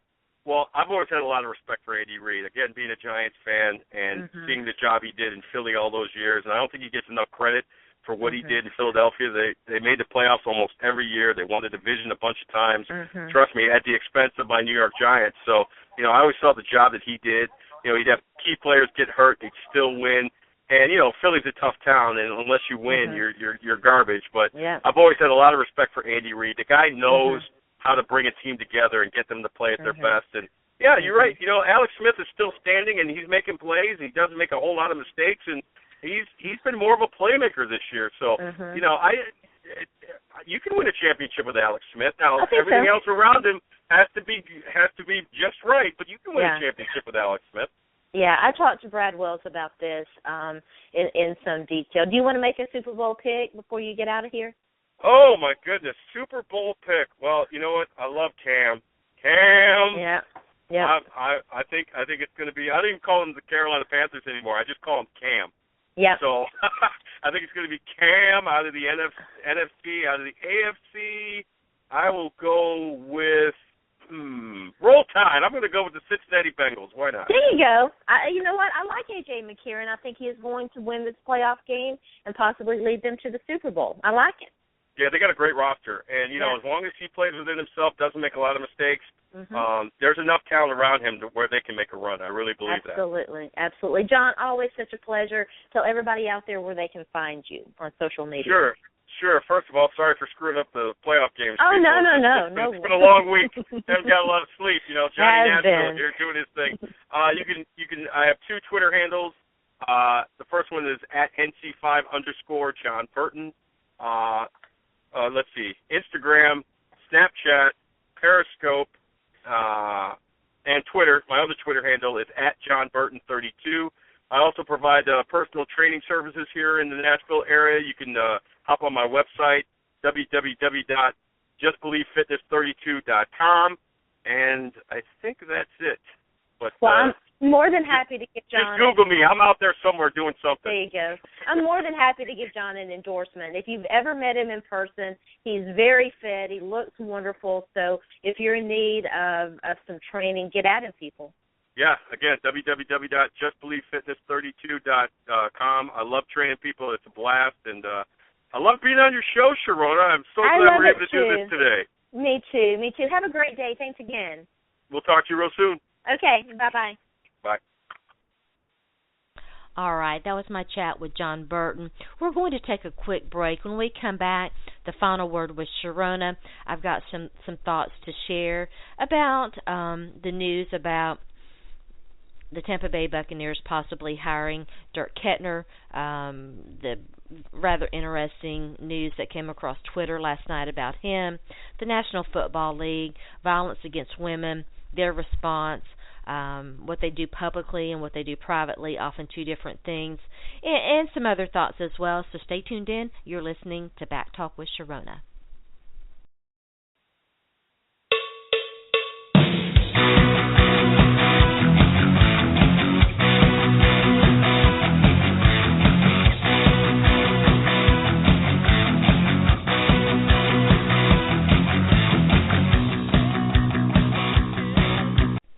All right, here's the final word with Sharona. In this segment, Sharona gets to weigh in on some topics that are near and dear to her heart. We haven't done this segment in a while. We debuted it in the middle of the year last year, but with so much to talk about and so many great guests on, we never really got going with it. I'm going to bring it back for this year because I think that it's important for women to share their stories. Going to be talking a lot about the upcoming presidential election. It's a big election for women in America, and I hope that women will educate themselves on the issue and get involved and definitely get out there and vote. It's so important to exercise that right, and again, it is a big year for big election for women's issues. We're going to be talking a lot about those issues in the upcoming months on this show. Abortion. I've been promising you guys that I'm going to talk about abortion, and we're definitely going to talk about that. a topic that we do discuss on this show and have discussed on this show has been violence against women. And I want to share with you a personal story that happened this week, and I'm going to share with you my thoughts on the Tampa Bay Buccaneers, the news, Jessica Luther releasing some information last night on Twitter about Dirk Ketter, who is their possible head coaching candidate, and what transpired with him in his college years. And I think the Tampa Bay Buccaneers are a good example of this conversation that I want to have. But first I want to talk to you about a personal experience that happened with me this week. I've talked to you guys, not a lot. I don't talk about personal experiences a lot on this show simply because I never wanted this show to be about me. I want it to be about the issues and to be, more about my guests and about their thoughts and their, their stories and what they have to share with you. But I think that it's important for women to share their personal stories. We're going to talk about the advent of personal essays and how powerful, when personal essays first became popular, I was unsure about that. Journalism is you're not supposed to make it about you. It's supposed to be about the subject. But there is a place for personal essays. Women definitely need to tell their stories, and not just women, the disenfranchised, the marginalized.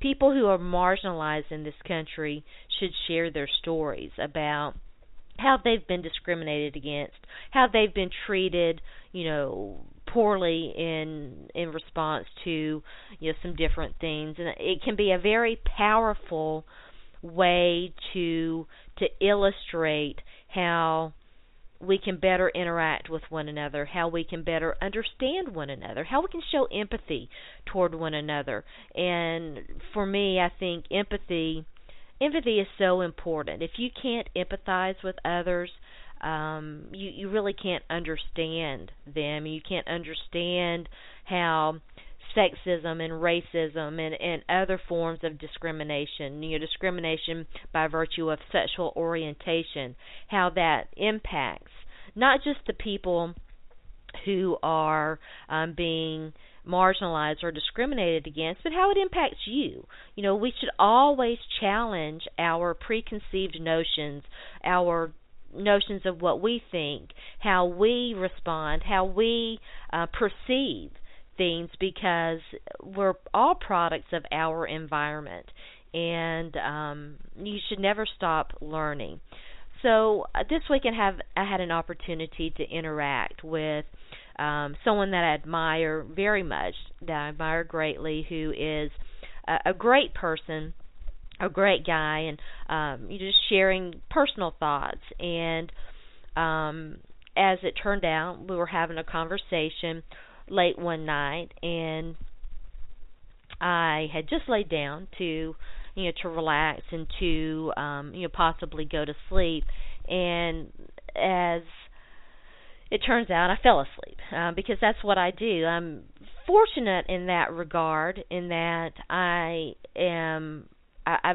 usually very handily go to sleep.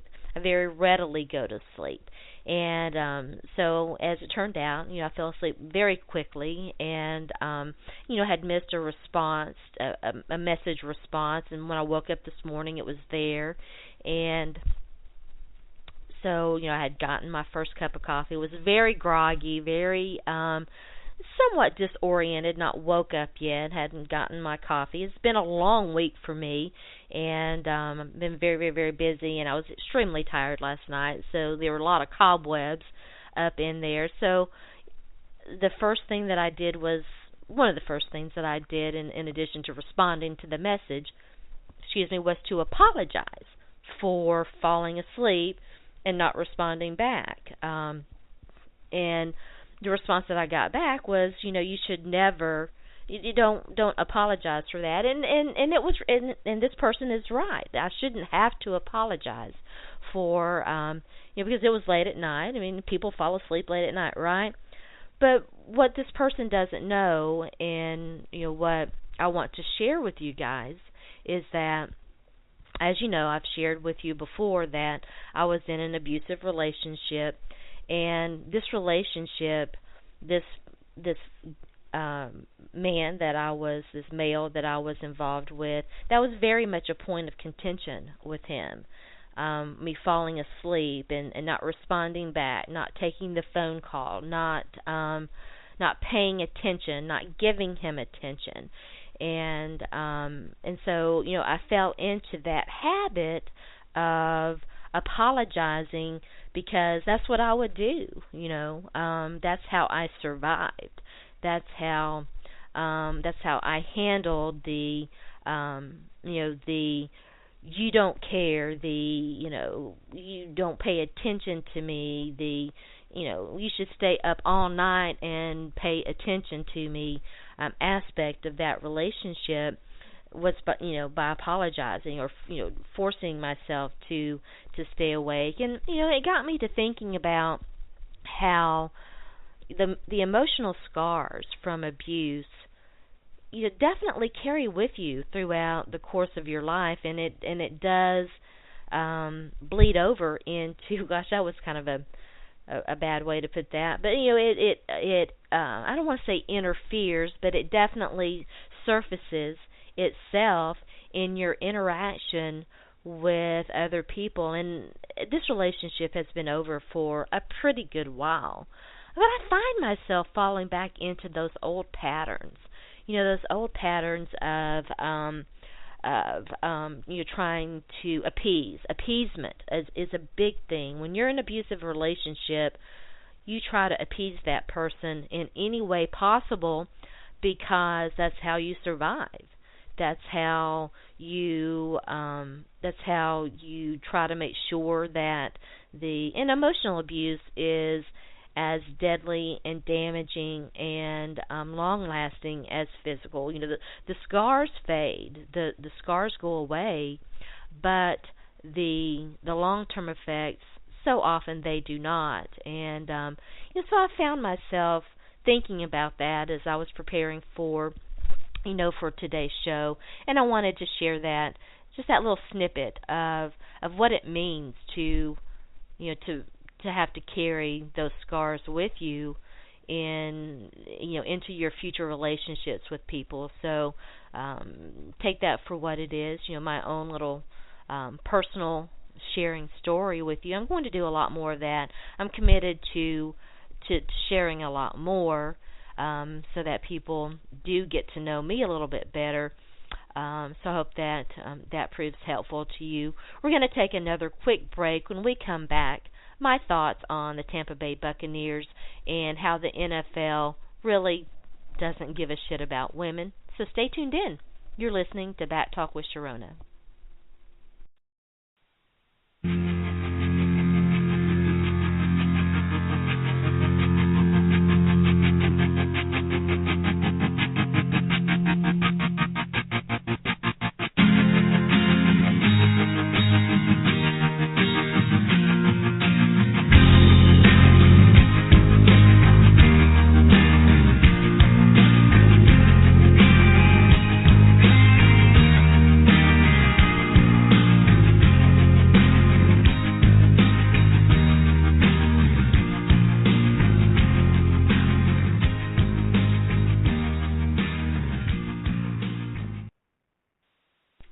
All right, so welcome back. The final portion of The Final Word with Sharona.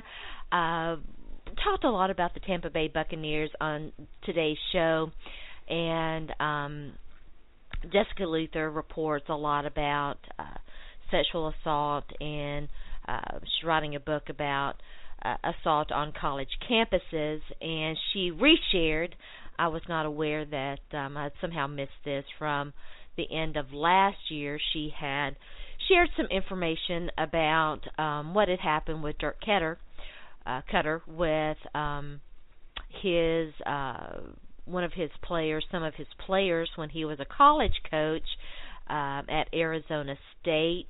This happened back in 2003.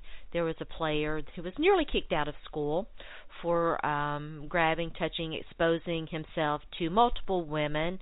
As it turns out, Coach Cutter intervened and allowed this player to stay on campus, to stay with the football team. He was nearly kicked out of school, but he intervened and prevented that from happening.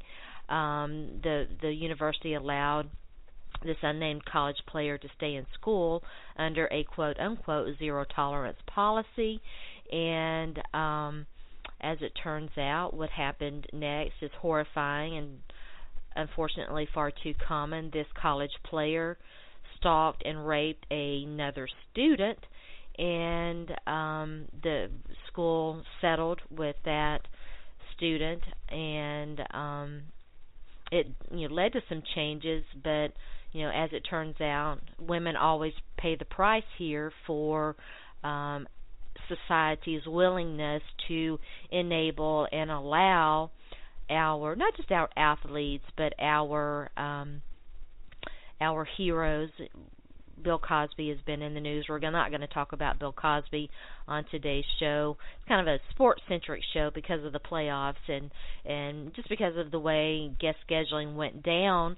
But not only is this story, and of course, as is so often the case, no consequences to Coach Ketter, who is now coaching in the National Football League, unscathed and celebrated, and could possibly be, the next head coach of the Tampa Bay Buccaneers, who, probably shouldn't be a surprise to anybody, willing to take a chance on another college player allegedly raping a college student with very little repercussions. Number one overall selection in last year's 2015 NFL draft, starting quarterback for the Tampa Bay Buccaneers. I'm as disgusted as I could possibly be. I don't think my disgust level could increase any greater with the National Football League or with the Tampa Bay Buccaneers right now because of this story, because of the complete and utter lack of disregard, lack of humanity shown toward women by that organization. The NFL professes and pretends like it cares about its women, its female fans, about the women who support and follow their teams. It's complete and utter bullshit. They do not give one single damn about you, ladies. Not one. If you need any more evidence of it, here it is. I don't know how much more evidence we need to know that the National Football League does not give one iota of a damn about us. Other than, drafting number one overall a fella who, quote unquote, allegedly raped a student. There's a lawsuit pending regarding that situation. A coach who allowed a sexual predator, to remain on campus and assault and cause really irreparable harm to another student. This tells you everything you need to know about the National Football League, about Roger Goodell, who professes that he cares. He's implemented what on the surface seems like a lot of changes. It's complete and utter bullshit. There's no greater evidence. It's always true, always and forever true. Pay attention to what people do, not to what they say. People talk a good game. People often act like they care about certain things, but what people do will really tell you who they are. The National Football League doesn't care about women, doesn't care about the physical consequences of enabling and sheltering these entitled and enabled athletes who, with very little consequences with impunity are often allowed to engage in this type of activity. We'll see once again, the NFL blanket itself in pink and pretend like it cares, but actions speak louder than words. Actions tell you everything you need to know about a person, about an organization, about a team, about what they believe in, what they hold dear, and what they will allow. And the National Football League, while it pretends to care about its female fans, it simply does not care about its female fans. And even beyond that, I'm going to call out our media for not publicizing these events, for not, Jessica does a great job of doing this, but by and large, and this is one of the reasons why I had to take a break from covering the Tennessee Titans. I got tired of being the only one to cover the terrible and disgusting behind-the-scenes behavior that so often goes uncovered. And I would have, and fans would get mad at me for bringing it to their attention, bringing rape allegations to their attention, and they would accuse me of lying, saying, that's not the case, that can't be true, I haven't heard anything about that, you're making that up. Well, no, and I would point them to the truth, and they would be dumbfounded that they had not heard about it. It's a very isolating and lonely situation to be the only one to be out there talking about it, and to be the only one to get the the backlash from the fan base for being that girl that talks about it, that brings it to their attention. We must do better. We must do better. We must do a better job of covering these things, of informing the fan base about what really is going on, what guys really are doing.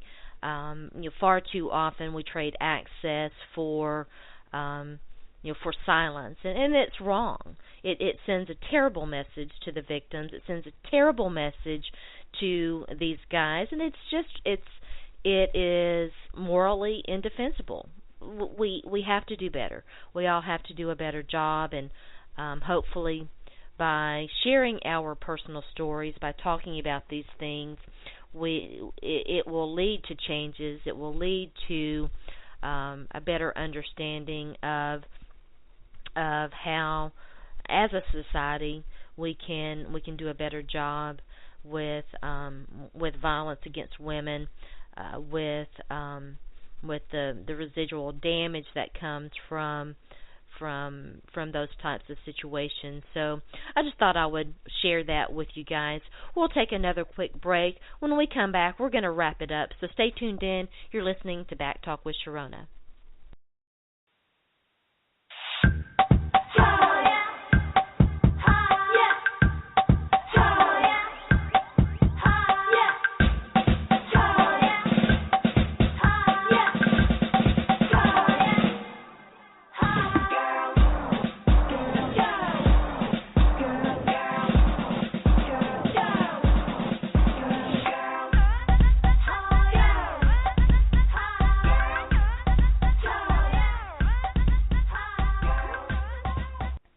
All right, that's it for today. Shout out to Dayna O'Gorman, Jon Burton, and Brad Wells for joining me on today's Back Talk with Sharona.